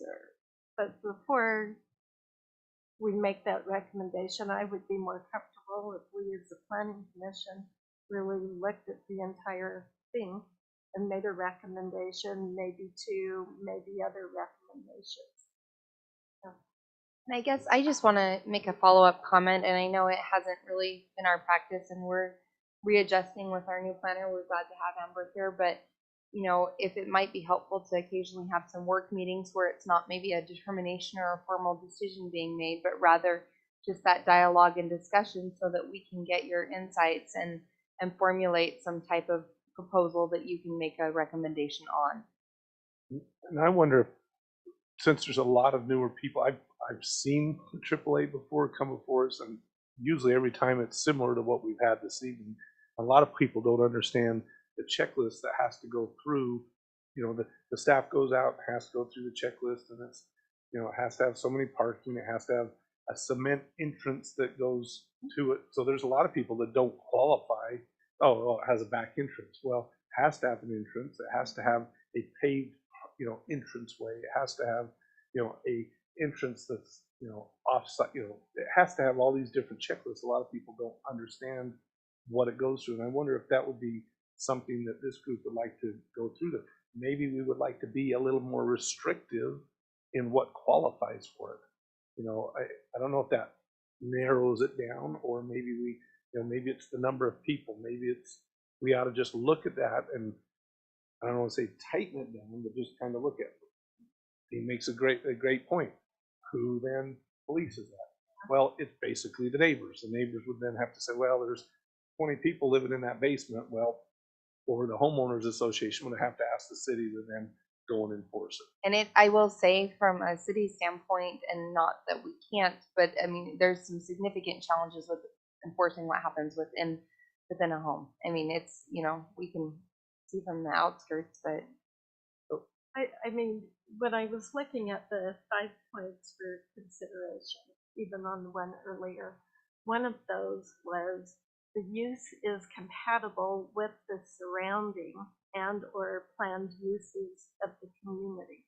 So if you look at the uses compatible with the surrounding in an HOA, was that actually compatible with the surrounding of an HOA of people who had moved in, and even people who had bought the home knowing that that was an HOA? I just think there are some things we can't control that, but I think maybe we should look at it overall before we just make it a unconditional use. I agree completely that we need to make it everything. All of these need to be done on a conditional use, and the reason why I say that is because what's not being addressed in any city that I'm aware of is what happens when this property sells. Because now, if it sells to an investor, now the investor has a non-conforming duplex, and we don't have the owner-tenant scenario, we have tenant-tenant scenario. And if we made it so it's conditional, so that that permit is for that owner that initially does it, So, and then the property sells, then it's revoked, and it has to be reapplied, then that gives us some ability to kind of monitor it, if nothing else. so yeah, currently we do require that they have to renew every 3 years and they get an actual permit after the review and approval. So they do go through a step-by-step process where they are, you know, we're making sure that it sticks with the owner and not the property. Once the owner moves out, the use goes away and the new owner would have to apply.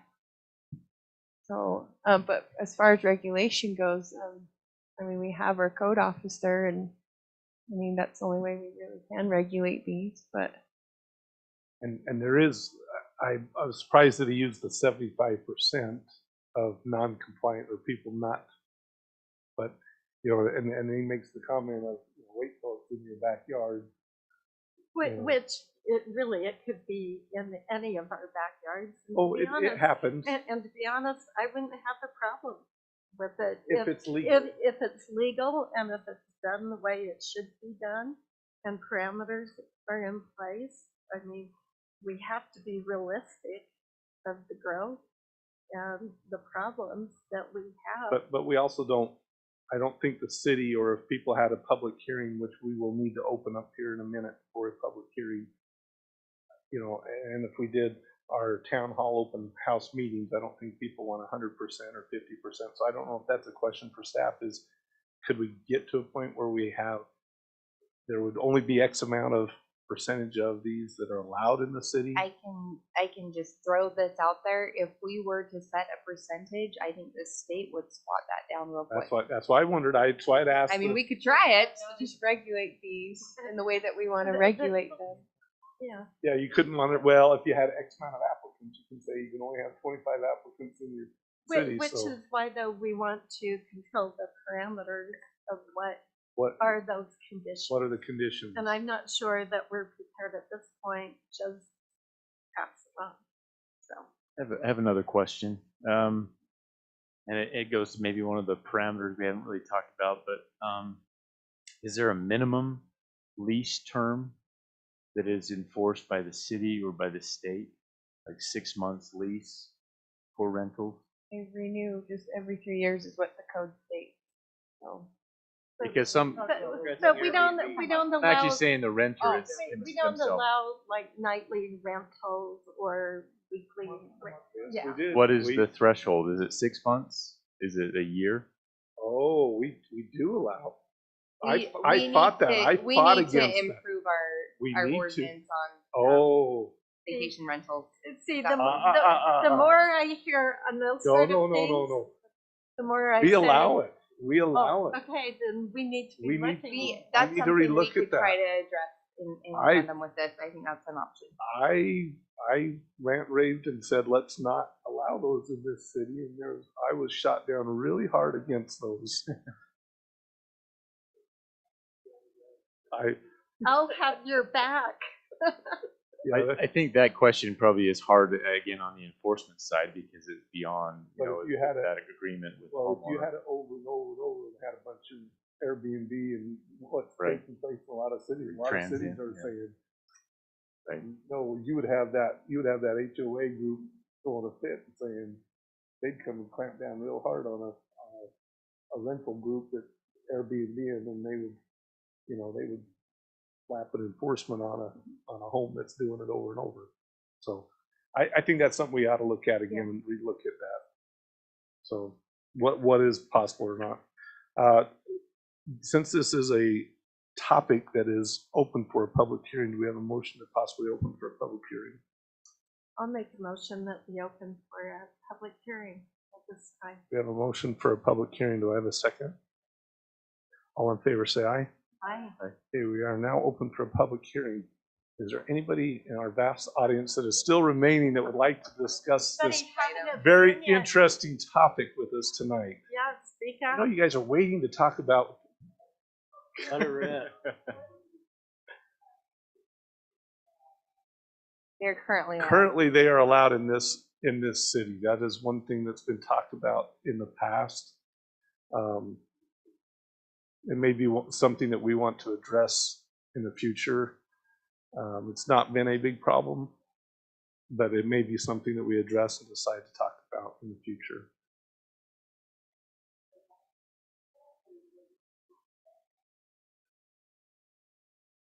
Well, there are required permits per state law. So Business permits. yeah, because there's a transient room tax that's associated with that. Oh, good. Yeah, no, you're fine, Doug. And thank you for being so patient. We weren't anticipating the big barrage, so.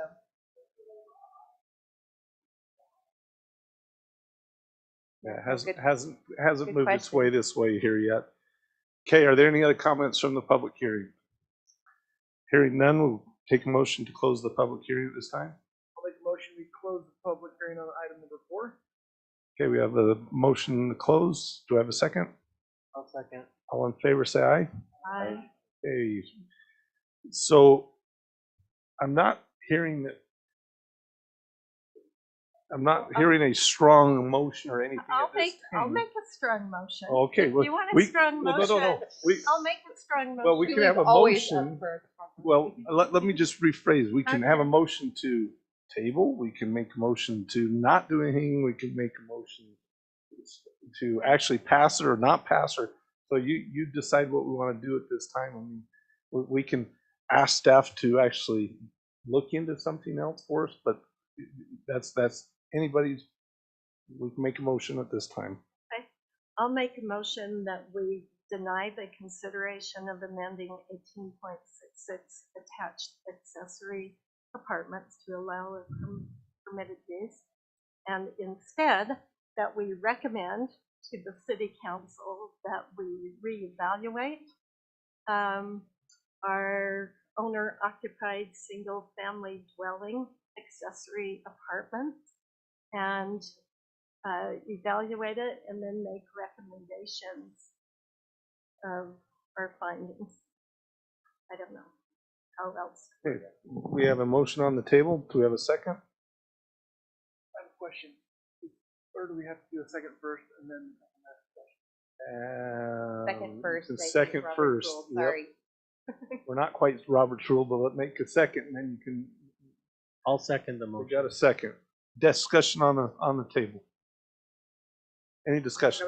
Now you can make a discussion. Discussion on the table. So my question, I think, let me remember what I was looking at. So if we, I mean, right now it's a conditional use in all 3 of these zones, right? I mean, and we want, I mean, and I'm kind of on the fence of whether it's permitted use or conditional. I mean, I understand both sides because it would be easier to go through, but at the same time, we can control it a little bit. I get that. So if we deny this still goes to city council, right? We say because We're just we're just recommending council, and then they can do what they could still pass it, and it still goes to staff, just like right. And we're making a recommendation that we reevaluate where we're at. We look at the whole package as a whole, and maybe make some changes to it, and then we'll do a new recommendation to it. We're just saying, hey, before we just blanket change it and turn it over to staff, that we look at the whole package deal and then make a recommendation to it. And by looking at it, we're probably not going to come up with all the solutions tonight, right?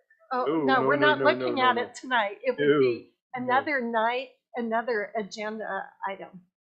So maybe make a recommendation to table so that there's time to make a better, more inclusive recommendation to city council. So that we don't have to bump it back and forth. Right, so maybe give it some time before you want to make a recommendation. I think we And should give bump it. items for staff to look at. I think we should have city council review our recommendation and see if they concur or deny. Okay. Yeah. That's my suggestion, but it could be There's lots outlined. of options And- there. Whatever you And guys want. really, down the line, they, And here's a discussion point going with what I was going to throw with you, Jeff. How many of these and that's why I wanted to throw it at this audience. How many of you guys really seen of these legally? I'll throw that twist a in there. handful. How many of all the time that you've been on here, how many of you actually passed while you've been on here? I would say less. I was gonna say maybe 3 while you've been on here. And I think legally I've maybe seen 6, and I think 3 of them have been readers.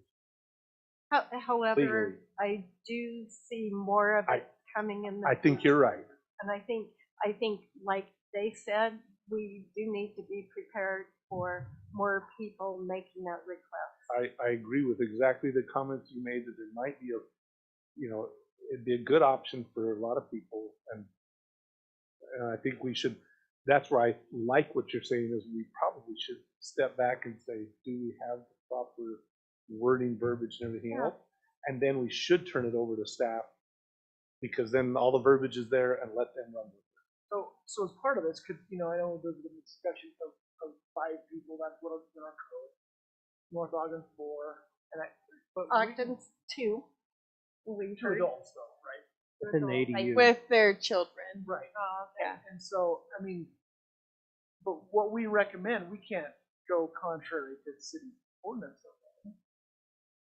You're we crazy. can- We're recommending recommending to to change We This is the an recommend amendment. that we change it. But that the number of people though is not in this one. And so that's No, where. but We you want can to add Trevor that. would suggest we want to wanted change the ordinance.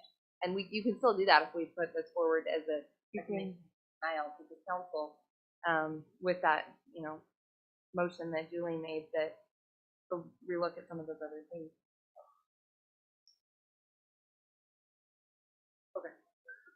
Okay, well, You're good? it is motion on the table. Do we want to He amend seconded. with the discussion? So there's a motion and a There's a second. motion so on now the we second. vote. Let's go ahead and vote on the table. All in favor, say aye. Aye. Any opposed? Okay, so the motion, just for clarity, was we're going to go ahead and motion that we recommend denial of this proposal to the city council, but we recommend to the city council that we're going to ask that we review, and then we will submit after we're recommending a change to the ordinance at that time. And we think that we might make some changes and some improvements to it for the future. Okay, let's go ahead and we'll go to public hearing number 5, discussion decision.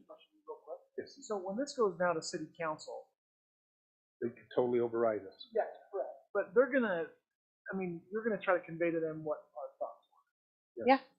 Do we be there to convey our own thoughts? Does that make sense? You're welcome to be there and convey your thoughts. They actually get our minutes, and a lot of them will actually read them, and they're really pretty good at that. And usually we have Councilman Berger here, but she is downstairs right now because they're having a youth council event that unfortunately they kind of collided with timing, but we absolutely make sure to try to communicate. You're always welcome to come to the city council meetings, but part of it's just trying to honor your time and not require you to be but you're always welcome to all the meetings. Everyone in the public is always welcome. And Councilman Uri is actually really pretty good to try to convey our thoughts, and the council, for the most part, has listened to our recommendations. For the most part, have followed our recommendations, and that's why I liked what was recommended, is that they listen to and send it back. A lot of times they'll send it back and say, "Hey, we would like you to do this," and that's why I like that we'll get a chance to shot at it. Thanks.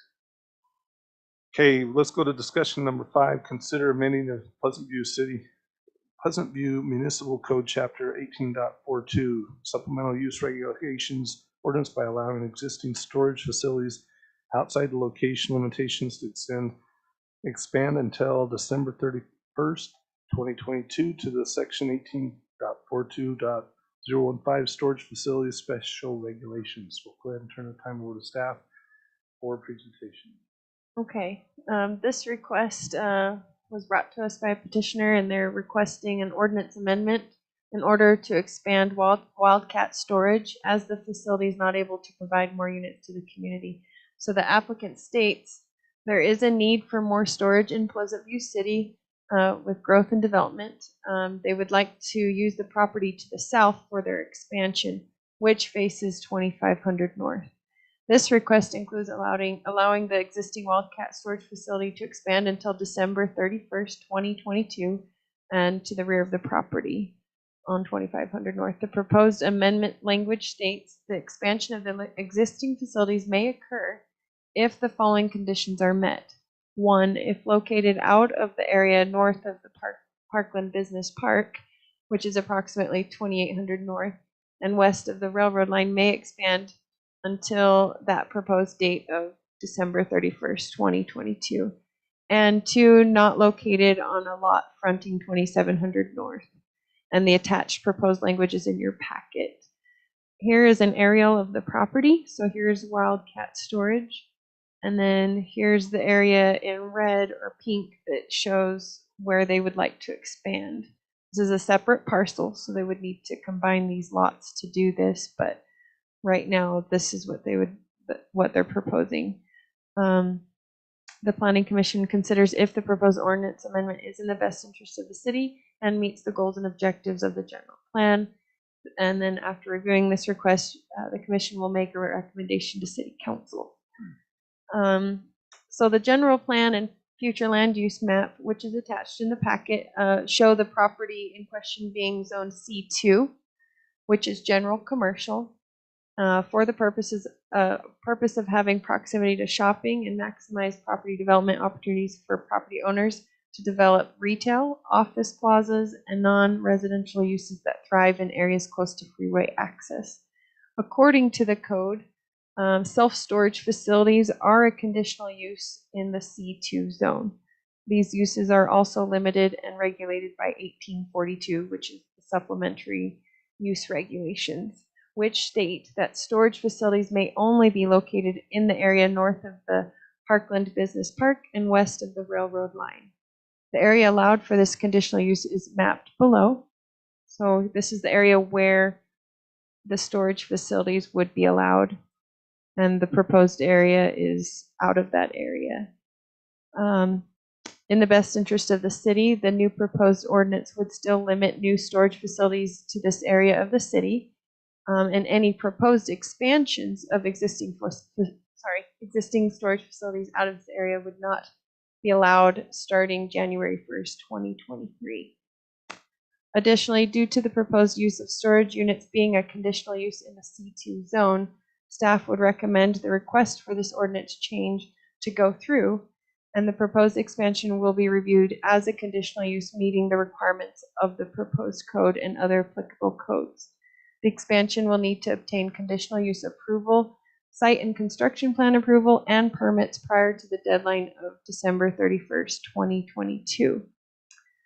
To clarify the code, staff also recommends amending the C2 zone to change storage units use from a conditional use to not allowed to avoid confusion. Furthermore, staff recommends approval of the ordinance amendment to allow the expansion of existing storage facilities outside the location limitations until December 31st, 2022 with the following conditions 1 through 3. Do you have questions for staff?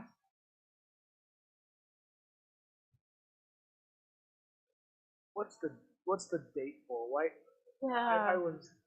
That was, confused on the if the Me too. petitioner is here, he may be able to answer that question. That's what was proposed. Oh, she, sorry. He or she. Yeah, no. He or she. He and she. They're just confusing. Oh, no problem. Can you state your name and address, please? Carrie Etherington, Wildcat Storage, just 2700 North, 945 West. And the proposed expansion would just be the back of the lot. Right now, it's just got a big building and they've got parked cars there. It's really just kind of not a business really right now, but we'd like to expand our existing facility. What the dates are about, just because we know the city doesn't want to allow more storage. So basically, that would just be for us to just do that, like almost an acre and a half, and then it would just be closed. So you don't have, if you just left it open, that would mean other companies could come in and try to do that. So it would basically just be changing it long enough for us to fill out, just fill out that corner. We'd make it all match and just look like it was all just part of it. And then the dates will close, and then and then like you said, it would just go to from conditional use and storage isn't allowed. So that's what the dates are for, just to make sure it's just our expansion and no one else. Is that for construction to be completed or just started? Everything approved, yes. Disapproved. Okay. Yes, not. I don't even know if construction probably won't even have started by then. But yeah, just get it.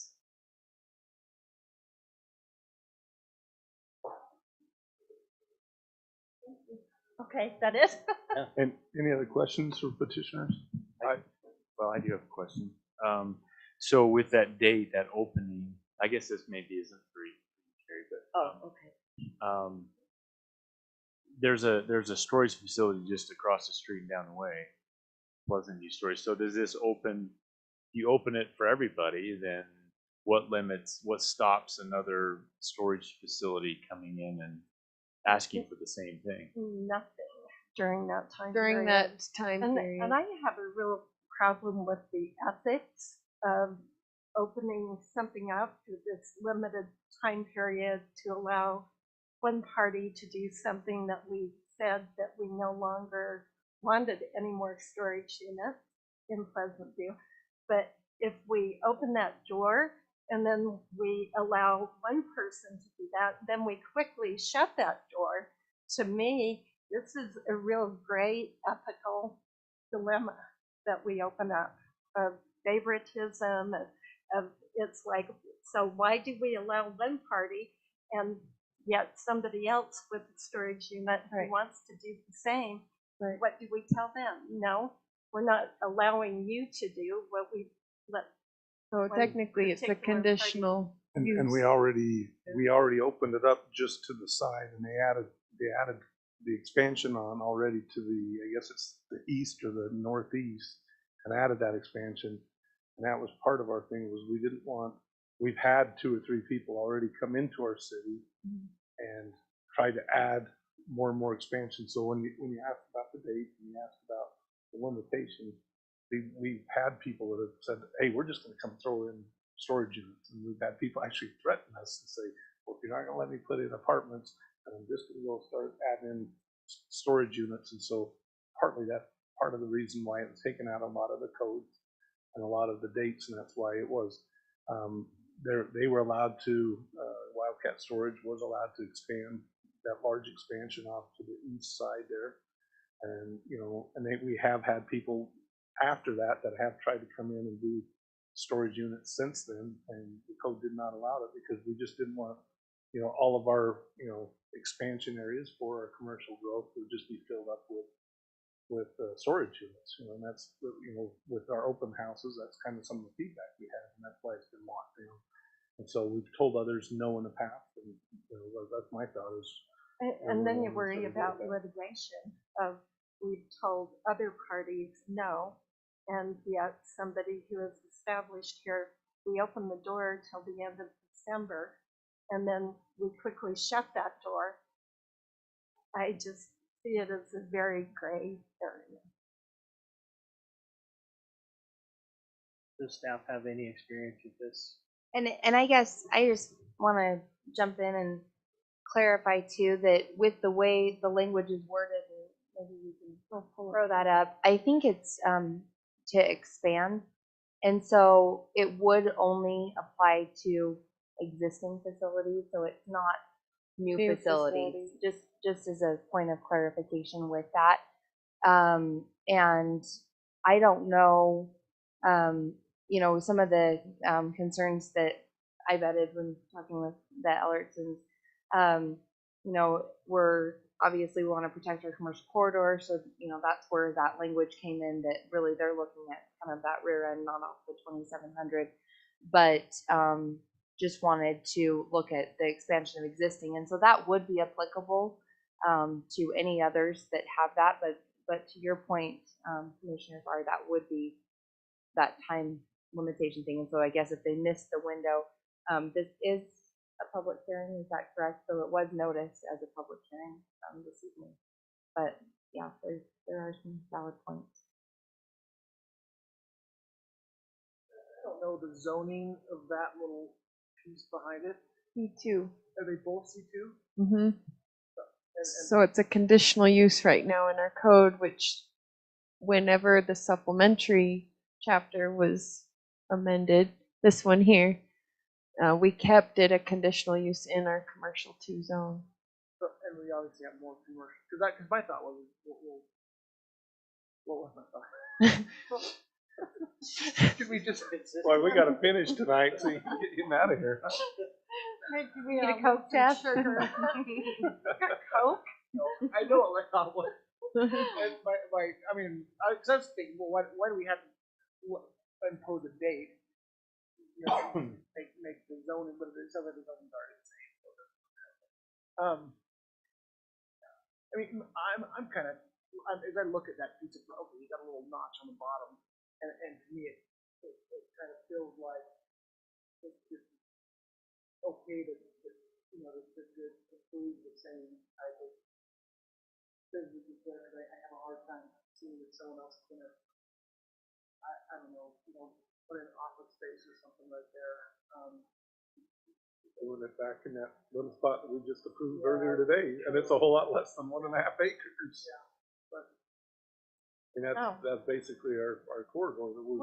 And we have fought really hard over the last year or two to try and preserve part of that what's our commercial storage? corridor. What's our storage? I mean, aren't we saying that we can only allow so many storage units per? So with the storage unit ordinance right now, this is not permissible, and so that's why this is before you this evening. Because our city ordinance is only so many storage units per. Well, and now it's in a geographic. So no, we're totally going. there's 2 different things. Now, there's 2 different layers. 2 different things. So I mean. But I will say, I mean, we haven't. So our city has experienced growth, population wise, and so I think with the calculations in that, you know, there would be room for additional storage units in the city. So that's really not the issue at hand. I think it's more the location and where it's a good fit for it as a use.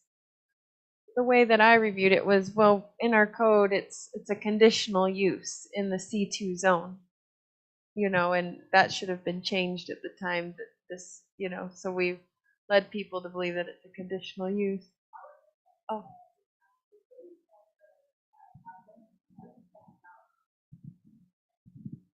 As far as the dates, I think that was added not by us. I thought that was more protection of Pleasant View City. So if we take the dates out, if that makes it feel more ethical, that's certainly not an issue. And I think there's only one other storage facility in.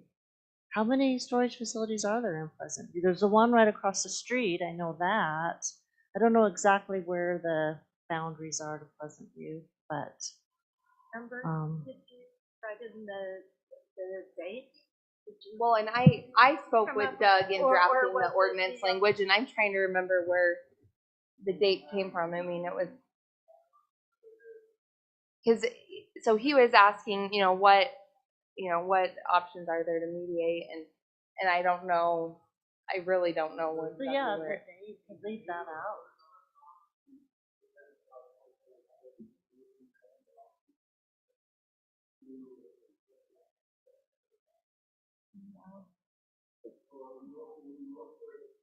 Well, it's an expansion. Part of the challenge, yeah, is yes, that applies to 2,700 because of the commercial corridor, but we've got other commercial properties, and right now we only have that area in the red that's designated, so it broadens it more than that. And I don't know that for a certainty, because the way that the storage ordinance is outlined, it doesn't just go to individualized storage facilities, but also storage for businesses, and I mean, that's a little bit more expansive. So I don't know for a certainty what properties that would impact. My fear would be that we would open that ordinance for 6 months, and there would be things that we may not then be able to control. And it does look like we favored one party to changing the ordinance for a period of 6 months to allow them to expand, then let's shut the doors so nobody else can. So can we just take the date out and just, or do we have to go But through the whole thing is process we again? have said no storage units. No more We've storage closed the door for units storage on units, right? Isn't that what we're saying? No more new storage units. It's 2550 is where the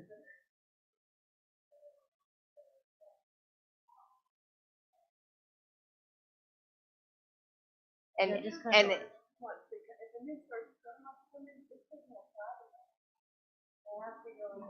No, but it applies to the other storage, existing storage on 2700 North. but this excludes 2700 North in the language. Yes, but how much additional storage units do we want to open up on 2700 North? You guys can't, because they would have to acquire that whole parcel. I would just be for additions. And really where it's adding isn't on 2700. I mean, we're already on 2700. It's just going to kind of round out that. Like you were saying, it's just kind of an odd shaped little lot back there, just rounded off, and it would just all look like it just all flows instead of have that odd little corner off. We need, I mean, we're turning people away. There's definitely a demand for storage.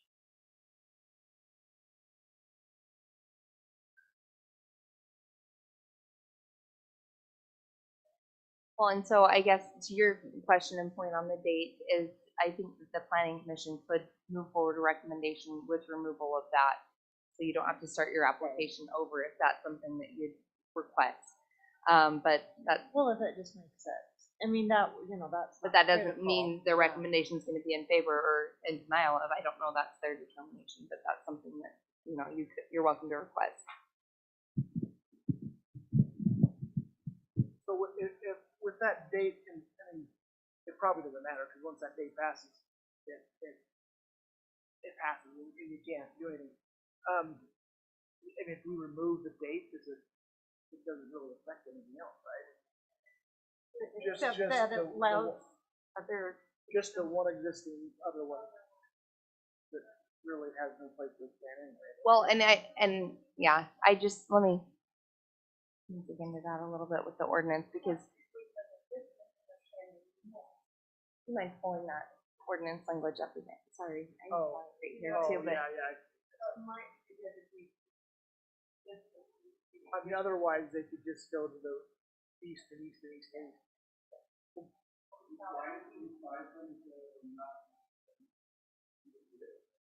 Well, that's not how land use works, unfortunately. Because if you sold your property, they'd come in and sue us with a So was this an agreement between, was this an agreement, or was this just the saying in ours, the Pleasant View, saying that they could expand up until that point? Well, and so it's an agreement. What do you mean? Well, was this in our code that said they could only expand up until that date? No, and then- No. The red lines are what's being New. proposed. Yes, so Yeah. they're not so allowed it's to not- expand. It says right here where it crossed out. But yeah, So we're proposing that chapter and code allows The them, petitioners they're requesting- petitioning to request to make a change to the code. and allowing ultimately them they're to- requesting a Because right solution. now, the code Right. doesn't allow any expansions to any in this area. area Yeah. for storage units, because the storage units in the city are basically done. No. Well, they can over- go in this large area here. They're allowed here. in this red area. That any other existing storage units cannot be expanded and any new are not allowed currently. And so they're requesting for a change modification to the ordinance because it's not as simple as just in the land use stuff. They require an ordinance change to allow for the expansion to the rear areas that are requested. Well, we do need to open up for a public hearing at this time, so that's one thing we need to do. If we're ready to open for a public hearing, I'll take a motion to open. I'll make a motion, we open up for public hearing, item number 5 on item number 5. Okay, we have a motion to open for a public hearing on the storage units. Do I have a second? I'll second. We have a second. All in favor, say aye. Aye. Okay, we are open for a public hearing and discussion about the public hearing for the storage units. Do we have any comments from the public on the storage units? Any public hearing, public comment? Did we have any comment from the public? No comment on the public. Any comment from the public? She's got codes. Okay. Okay, we'll go ahead and take a motion to close the public hearing at this time. Oh, make a motion that we close the public hearing. Okay, we got a motion. Second. All in favor, say aye.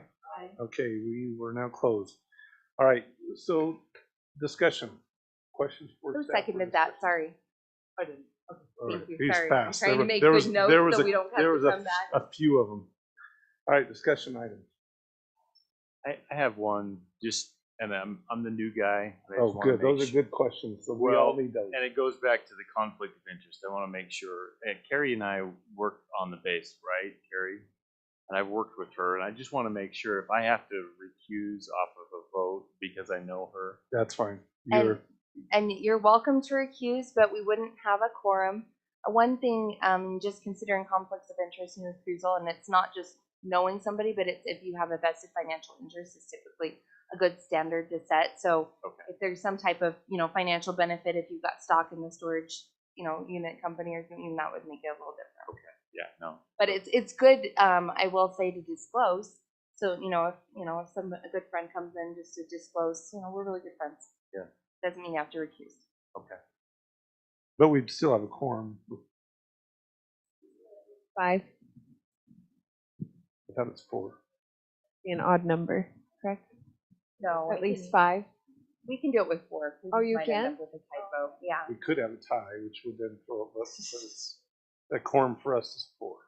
Yeah. Unless I watched the wrong. fine. Unless I watched the wrong video. So. No, you're fine. The wrong It's train getting video. late. We're with Jeff. We need our Punching. Coke now. All right. Discussion items. Thoughts? He's ready. He's got a question. Thought. I'm for this one because to me it makes sense to go ahead and allow it just to square it up so that it matches the rest of what's already there, and the code and the form-based code and everything changed from when they originally built. And at one point that was an approved area for storage units, so to let them finish out, I don't think that's a huge issue. I do think that it benefits the city, and looking at the map and seeing what's available across the street, if the people across the street were to come in and ask for the same thing, I don't think that's a big deal either, because we're not amending a whole bunch of stuff in a whole bunch of areas. We've already addressed that it's for expansion, it's not for new construction. I think that the date is important because it does give them some incentive to get it done. I don't know that it exposes us to any more litigation than anything else we do on a daily basis. And that's my 2 cents on this. Mm-hmm. I think I agree to those same comments, and we were looking at the map with the storage facility that's across the street, and they're landlocked with a pretty big parcel of land. It would take quite a bit of effort to break that apart. So I guess where that maybe is not as big of a risk. Again, in my mind, it seems like this piece of land kind of, it needs to be filled out with something, and to finish it out with what's already there in kind of a contiguous piece makes logical sense to me. Yeah, I feel, personally, I agree with Dean. I like how it squares everything up and just, you know, it seems to me like it fits that area.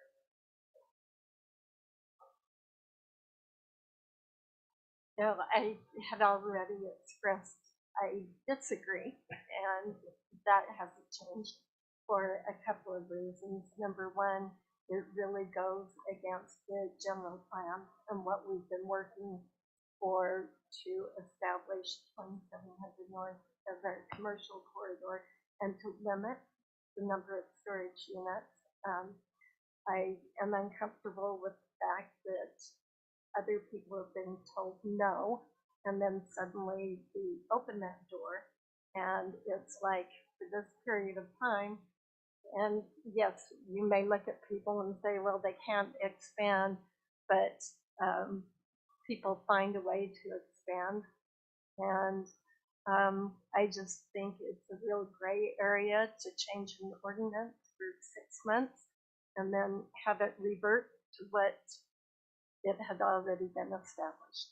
But that's just my opinion. That's, I'm with Julie. It's like we worked so hard to try to say no more storage units, no more storage units. You know, we when they put this other expansion onto it, that was quite a big deal for them, and we pretty well said that was going to be it at that time. And so we kind of, that was the general plan, because we're trying to keep that corridor, you know, clean and not just a whole landlocked areas of storage units up and down that corridor. We're trying to keep a commercial viability, not only on 2700, but also on the other side of that. I can see the squaring up of it, but we have told other people no, you know, not too long ago. And so I can see that, but I am open to a motion at this time. So anybody on the table would like to make a motion so we can move forward at this time. Just to clarify, we did say no here, not here, but in the approved area, they could go build there. Where this is different because they're asking for expansion, not asking for you. Which they could go to that approved area. It's not like they don't have a recourse. They actually, they or any other person who wants to put in a storage area still has an area that is approved they can go to. And so they can expand. Other area. You're gonna bring tough ones today. There's a lot. They can just having a bad day. A really good day. Or a good day. You guys have a full agenda tonight. Yeah. Oh, I think it's great that we have different opinions, really, because y'all have different perspectives, and I think that's healthy for these kind of discussions. I mean, And I appreciate your afterwards, comments and we all shake hands and go home. You know? So.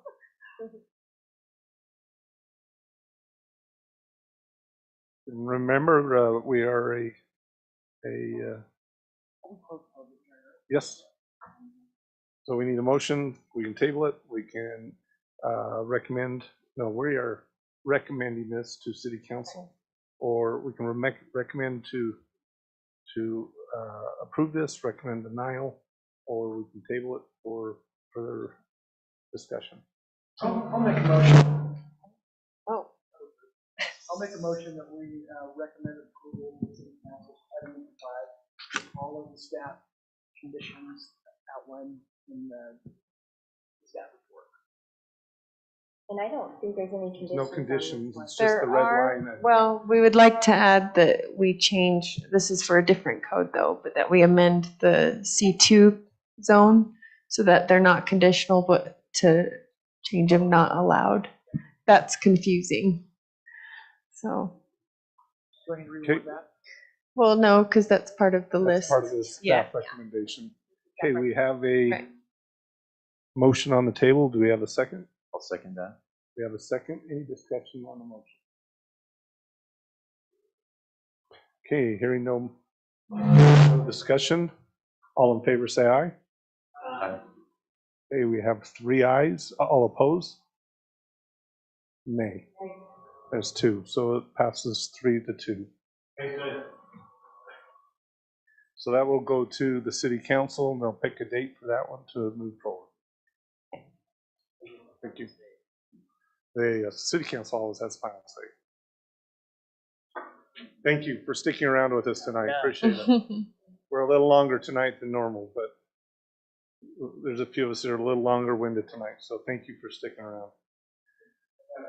Okay, let's go ahead and we'll talk discussion item number 6. Consider amending the Pleasant View Municipal Code Chapter 18.06, 18.10 single family residence zones to add a provision allowing accessory structures or detached garages to be placed within the side yard setback, provided the lot fronts a cul-de-sac and meets standards.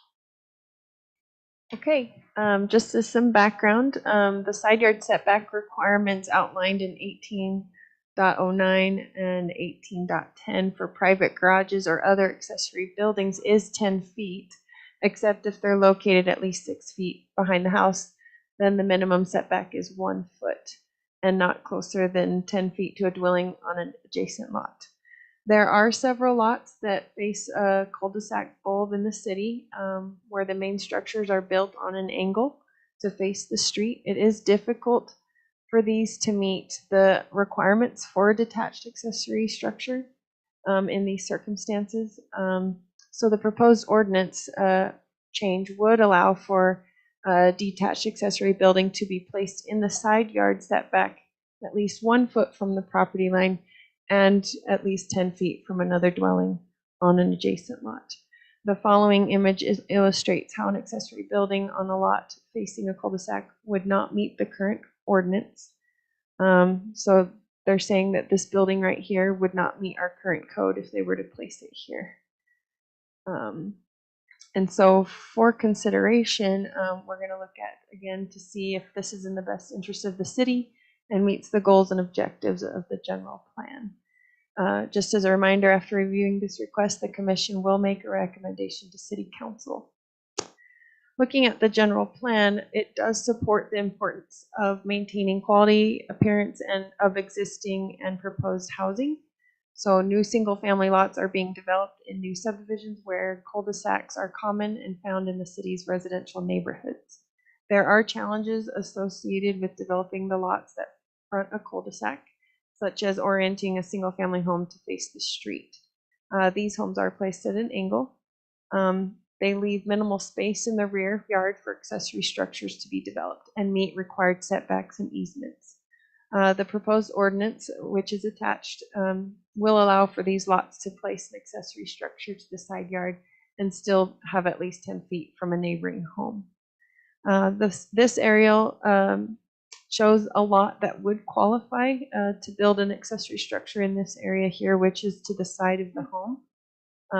A detached garage, for example, and it could meet at least 10 feet from the adjacent dwelling because that home has to be at least 10 feet from property line.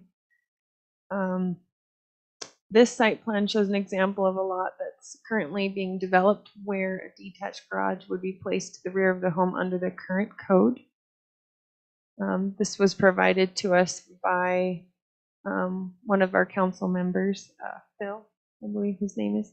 And so this is the subdivision under construction right now, and it's this lot right here. And it faces this cul-de-sac bulb. Yeah, so Councilmember Nilsson was getting a lot of feedback on this particular item and wanted to look at some possible options and solutions to the problem. So that's why it's before you this evening. There's not a formal petitioner, it's city initiated. Right. So here's what if this new proposed code goes through, this is what could be developed under the new proposed code versus what we just saw with this lot. Is this the easement still? It looks like it, yes. So they would that is an issue that, So they still have to abide by the easement, is that correct? That is Yes. correct. That's one thing that, as I was reading the they'd have packet, to shift it. Yeah. so that's still, because I've had several people approach me in the last 2 or 3 weeks going, how do we get by that? And that's one thing, this is a big garage, but you still can't get by the easements. Right. Even if you shift that, that's still not gonna work for that. Size would have to be adjusted in order to Yeah. meet that. And depending on the location in the city, we also have impervious surface standards you all are aware. Right. Well, Commissioner Park's not here, but he knows better than all. Right. And I get to that here in the report. So does it still need, just for my clarification, for me to understand, so they'd still have to be, this property owner still 10 feet minimum, and Mhm. they still have to be 10 feet from, For the purposes of the easements. but do they have to still be at least 10 feet from the property line? Or are you eliminating the 10 feet? We're from getting the rid of property the line? side yard setback, or we're reducing it to 1 foot 1 foot from the side yard. from the side yard, yeah. You know, I think 1 foot? about 1 foot from the property line, okay? That's not enough to get a lawnmower in. That's not even enough for one person, at least if he's built like my husband, to get a weed whacker through. You know, I mean, just, he's a bigger guy. And so your maintenance in that 1 foot, how do you maintain it? If you're looking at a roof structure and the overhang of a roof, most roofs have at least a foot. I mean, we just read earlier about a 3-foot overhang. If it was a 3-foot overhang, your water is going to run off your roof and it's going to run on somebody else's property, right? If it's 1 foot from the property line. There's two different ways that that's worded. So one is off of the foundation, which is what you're talking about, but the actual way that it's supposed to be measured is from the edge of the edge of the roof. Yeah. So from the edge of the roof, you draw a line straight down and it's 1 foot over. So if you have an 18-inch overhang, you're now.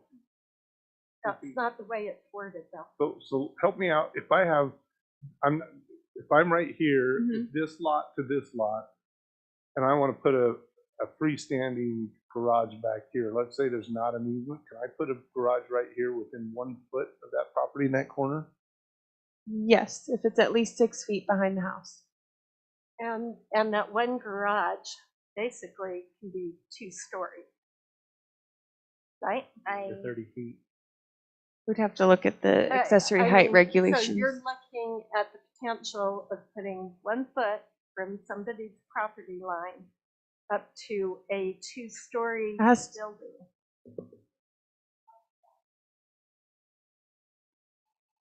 Yeah. Because people do detached garages with an apartment on top or. Okay. Excuse me? Wait. That is not legal. Maybe, okay, not an apartment.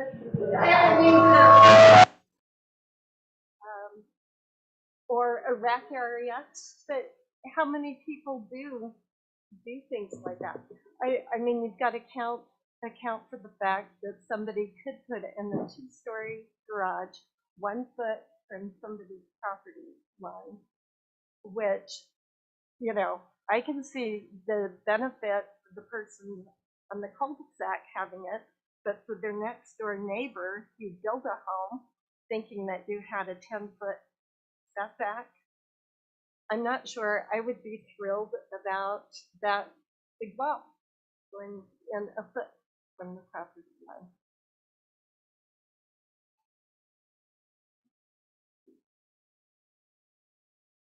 And maybe I'm just being contrary tonight. No, they can't because they've got to be 10 feet from the property line, from the side yard. And what we would be allowing is for them to go up to 1 foot from the property line. But still be 10 feet from it. Yeah, but that means that your house would only be 10 feet away.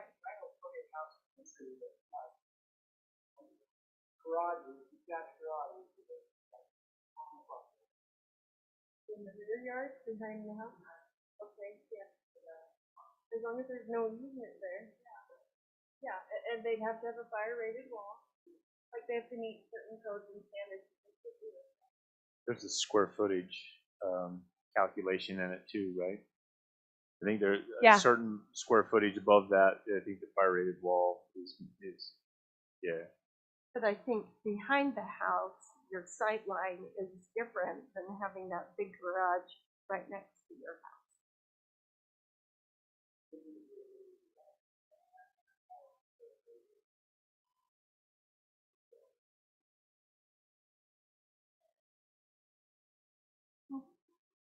Yeah, I'm just bringing up the potential. So the part is if it's not in the cul-de-sac, the ordinance already stands, then it can sit in the back. So we're not addressing that tonight. The only one that we're addressing tonight is the cul-de-sac.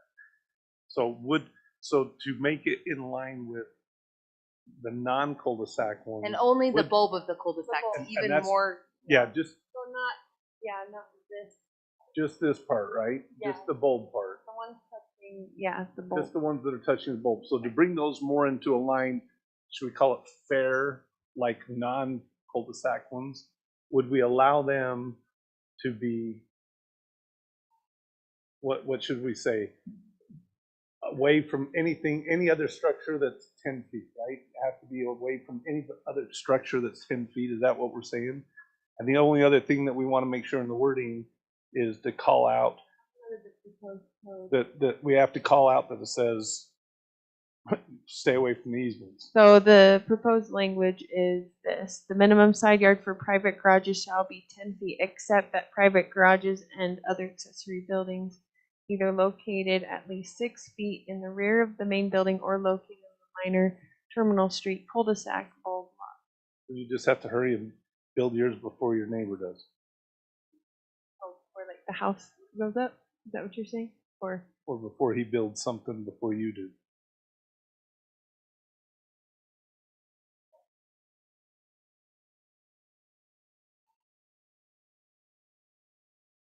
Right? I just think easements and setbacks have a purpose. You even consider people, if you have a wood shop in their garage, now you're moving that, 9 feet closer to the next door neighbor's home as far as noise. I mean, you really can't control what somebody chooses to do in their garage. I think you're losing privacy, you're losing sight. It could affect your sound. Some of those big homes, little big lots are there, they use big accessories off to the side of them. Well, they are, you know. I know, there's a house that was beautiful. That's very exact situation. Well, there's no point.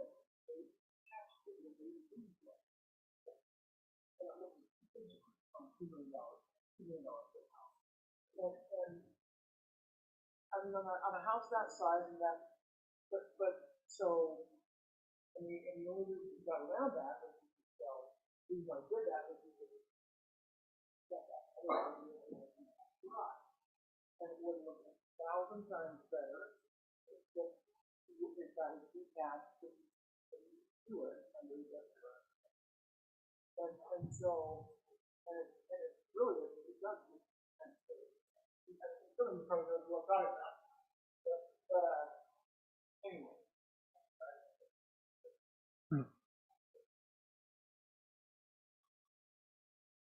Okay. So what are we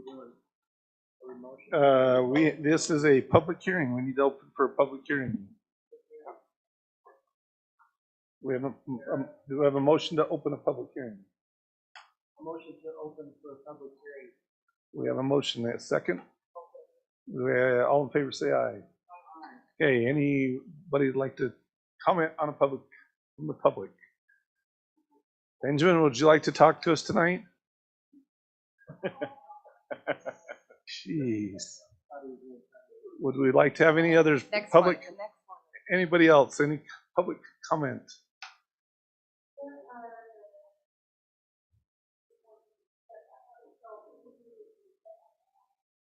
Could be within a foot of the fence as long as it's 10 Side feet of away the from the house, next of their house. property line.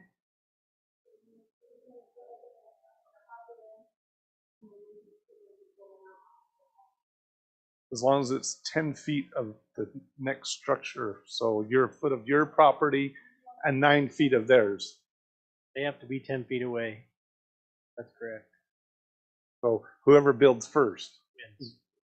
Well, the dwelling is still required to meet a minimum of 10 feet either way. So this says from a neighboring dwelling. Oh. Yeah. Oh, But so they could if a they dwelling, could put their garage within a foot. yeah. Unless there's an apartment in the garage, the first one.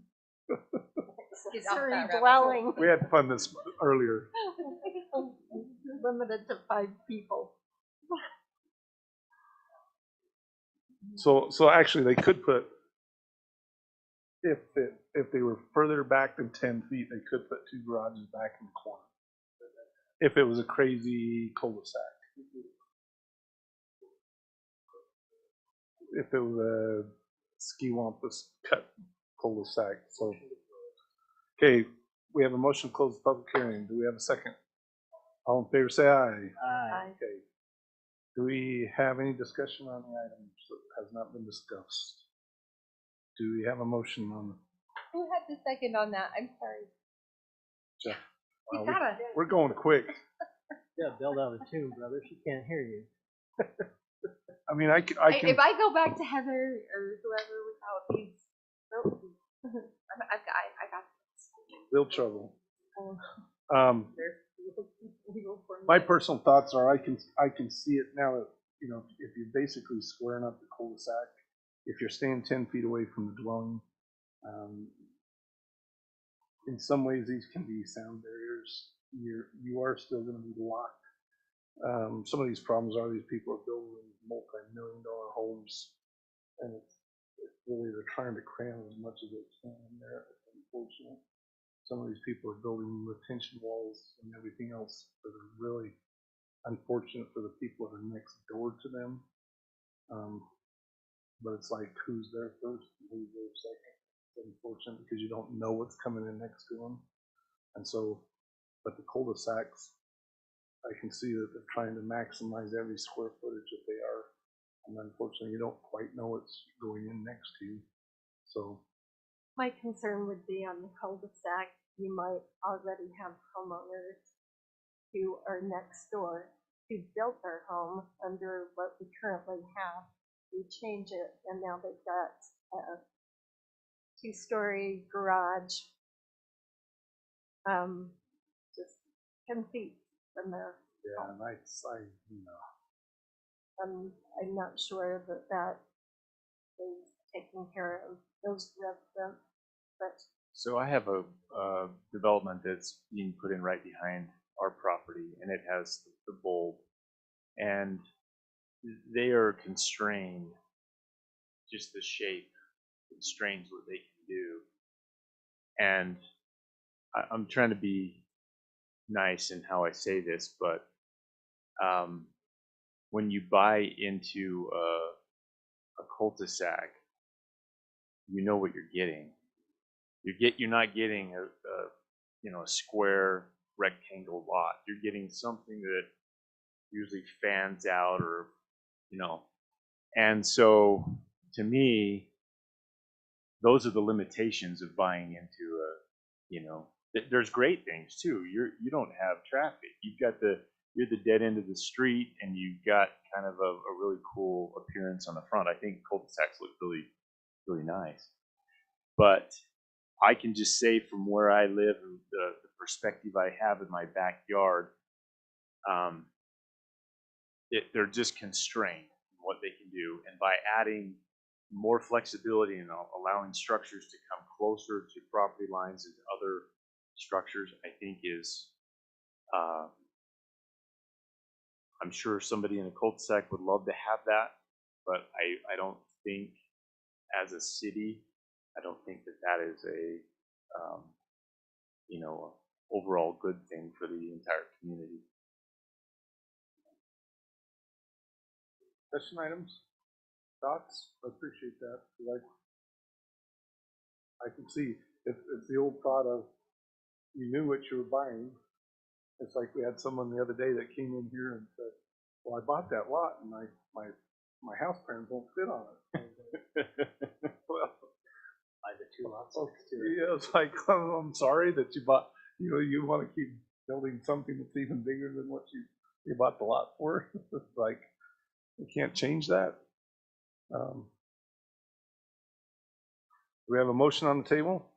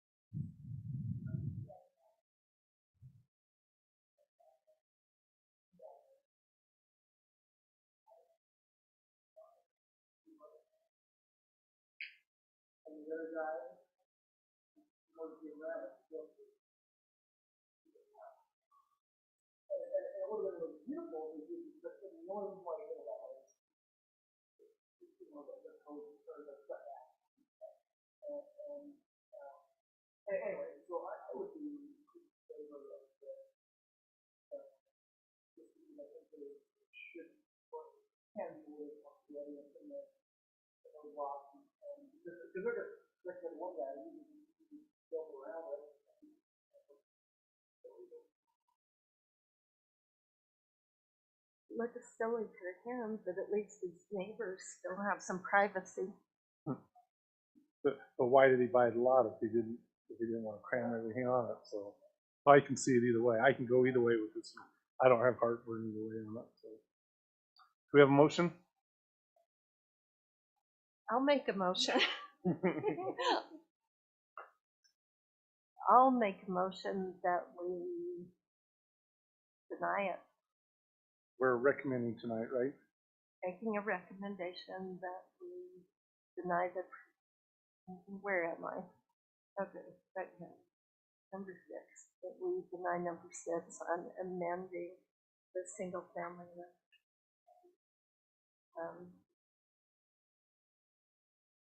Adding a provision to an accessory structure on lot space of cul-de-sac, both for the reasons that we have discussed. Okay, we have a motion on the table. Do we have a second? I'll second. We have a second. Any discussion items? All in favor say aye. Aye. All opposed say no. No. Okay, passes 3-2. Okay, we move on to discussion item number 7. Consider amending the Pleasant View Municipal Code, Chapter 18.18 Agricultural Zone A5 orders by removing residential facility for persons with disability and residential facility for elderly persons from the list of uses allowed in that zone. So before you this evening, and I know there's been a lot of discussion with this group on this item. I think we're finally getting to a place where we're making forward progress, but I am going to recommend again that we table this evening because I finally had thank you. I finally had some time to really sit down and go through the code, and we really need to further vet out this item in several ways. And you all had recommended that, and the city council had recommended that. And so with that, sorry. Oh, thank you. I just kind of wanted to go through and have a discussion with you this evening, and I'll make it as brief as possible. But just in looking at our code and looking at assisted living, so we were made aware when we started going down this route.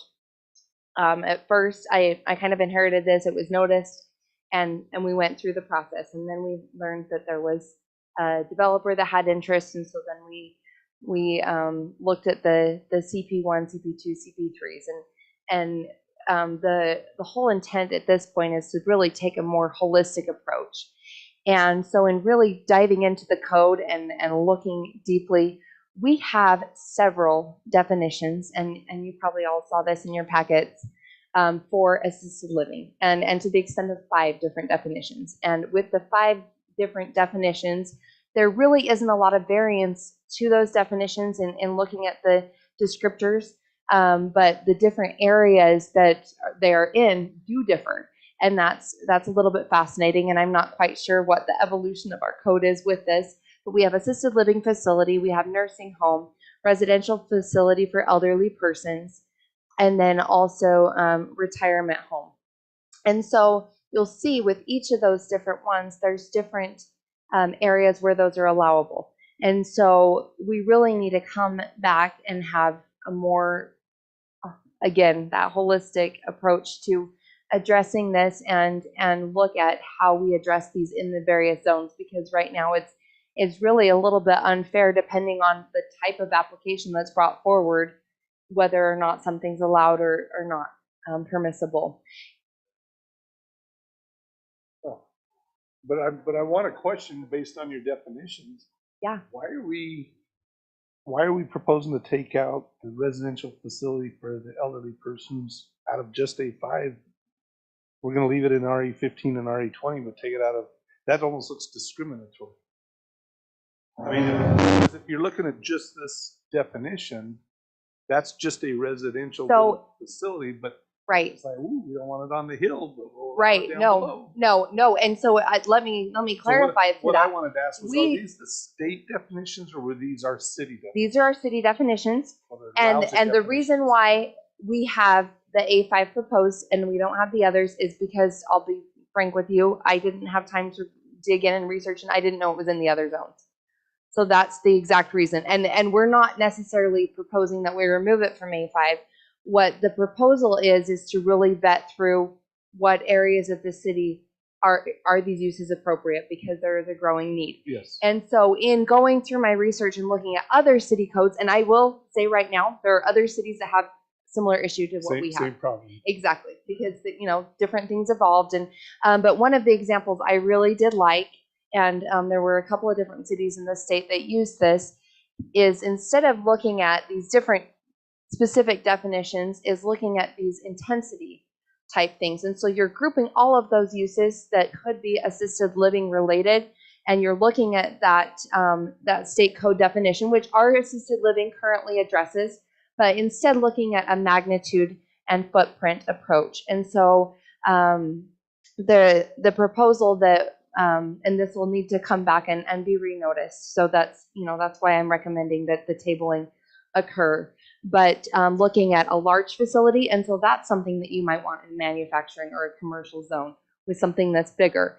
And then a small facility, and then even a limited capacity facility. So maybe there's, a home that has a few different residents that accommodate that.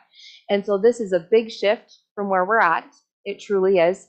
And just looking at this in a different way. I don't know what the initial thoughts are on that, or if you'd rather kind of go through point by point and define, but I think that to me this gives a better definition if you want to have this allowed in residential, because right now there isn't a very good definition of that footprint in a residential area. And that's where, when I first saw the A5, I had concern. I didn't realize, it's also allowed in our other residential zones, and going through this research, and then lots of thoughts when I did the research. So I don't know what your initial thoughts are on a refined approach with this. I would like to have this tabled and to come back and to address changing the definitions, but also changing the footprint definitions so that it's more focused on that. And then when we're looking at the different zones, having it notice to modify what the sizes are in those different zones. So we're not precluding necessarily in any of the zones. It's more focused on what's an appropriate footprint. Any thoughts, questions? Sorry, I like that because, like I say, having dealt with that here in the last couple of months, the definitions definitely change. And then, like I say, we don't want to preclude certain areas, or we want to definitely say these are allowed in these areas. And so just to say, hey, that won't fit in it, or we're saying they won't fit in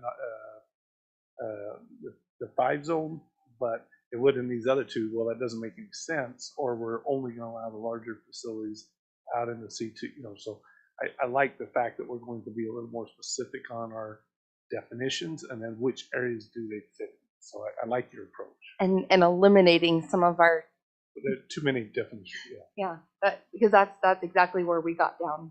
Well, the facilities themselves don't even give good definitions. So it's hard to go out to the facilities and have them give you a definition of what they really are. That's true. That is a hard part right now unto themselves, is trying to have them give you what definition they really are. Well, and I think most of these, I mean, if you look at the listing, and I tried to include everything, and I even pulled from a couple other codes, but residential facility, you'll notice the language is very, very similar in all of these, except for the allowable number of individuals. And then there's, with the state licenses, space requirements and all of that come into play with those. But we have nursing, assisted living facility, retirement home, hospice and respite care facility, which I pulled from another code, or rehabilitation facility. And so just trying to encompass all of them to some extent. Really like that approach. As a nurse, I've been into many facilities, those that are very small and those who are very large. And I think it's wise to differentiate them by the footprint. So with that, I just recommend that we again table the item, or We have a motion to table. Sorry. Let's make a motion to table. I think Amber was just like, when I said I'm going to recommend tabling, you get, you're kidding me. Okay, we got a motion to table. Second the motion. Got a second. All in favor, say aye. Aye. Okay, we've done that for tonight. Okay, with that, on that, do we have any commission business for tonight? Any discussion of commission business for tonight? Okay, any staff business for tonight? We received these books from the Utah Land Institute. You all should get a copy. We've got copies for those who aren't here. They're pretty fabulous. It's an attorney that works with the Ombudsman's office that has written this and just has some great reference guide to different issues that come up. So, and I turned to page 156, homeowner associations. So we may all want to read that tonight. You need some light reading material before bed. Yeah, I think that my sidekick's going to want dinner still tonight, so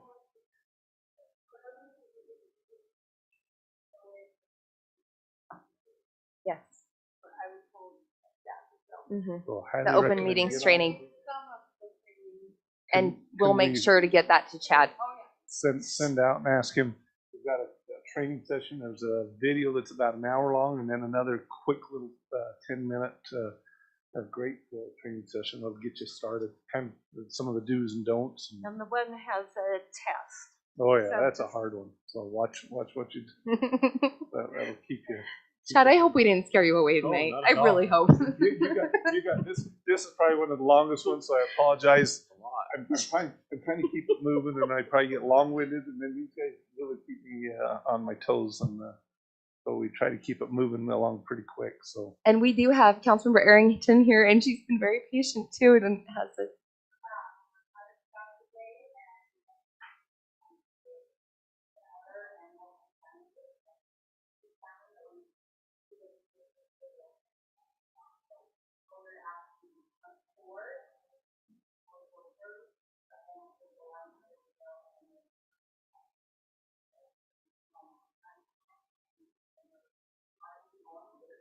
I was just going to say I'm not going to be able to make it with my spouse because she's busy that day.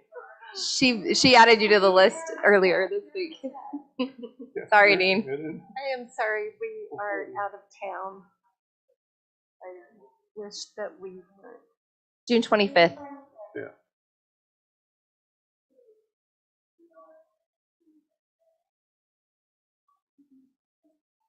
Yeah. Jim. And Anya. Dave. And then we will have shirts for you.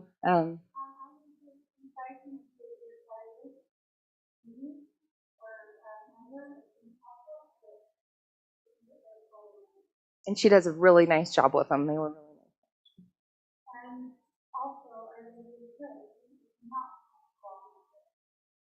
Not here. I am probably, I'm not supposed to say it out loud because this one's gonna get mad at me now, but I'm probably 90% going to be out of town. Yeah, that'll be a first. That'll be a first that we haven't. But we're waiting to hear on a music camp, so yeah, my sidekick has been in the parade with me every year, so I will follow up with you on that one. Okay, nothing else. I take motion we adjourn. So moved. Thank you. We're done. Thank you very much. Done. Motion to adjourn. Jeff, I saw you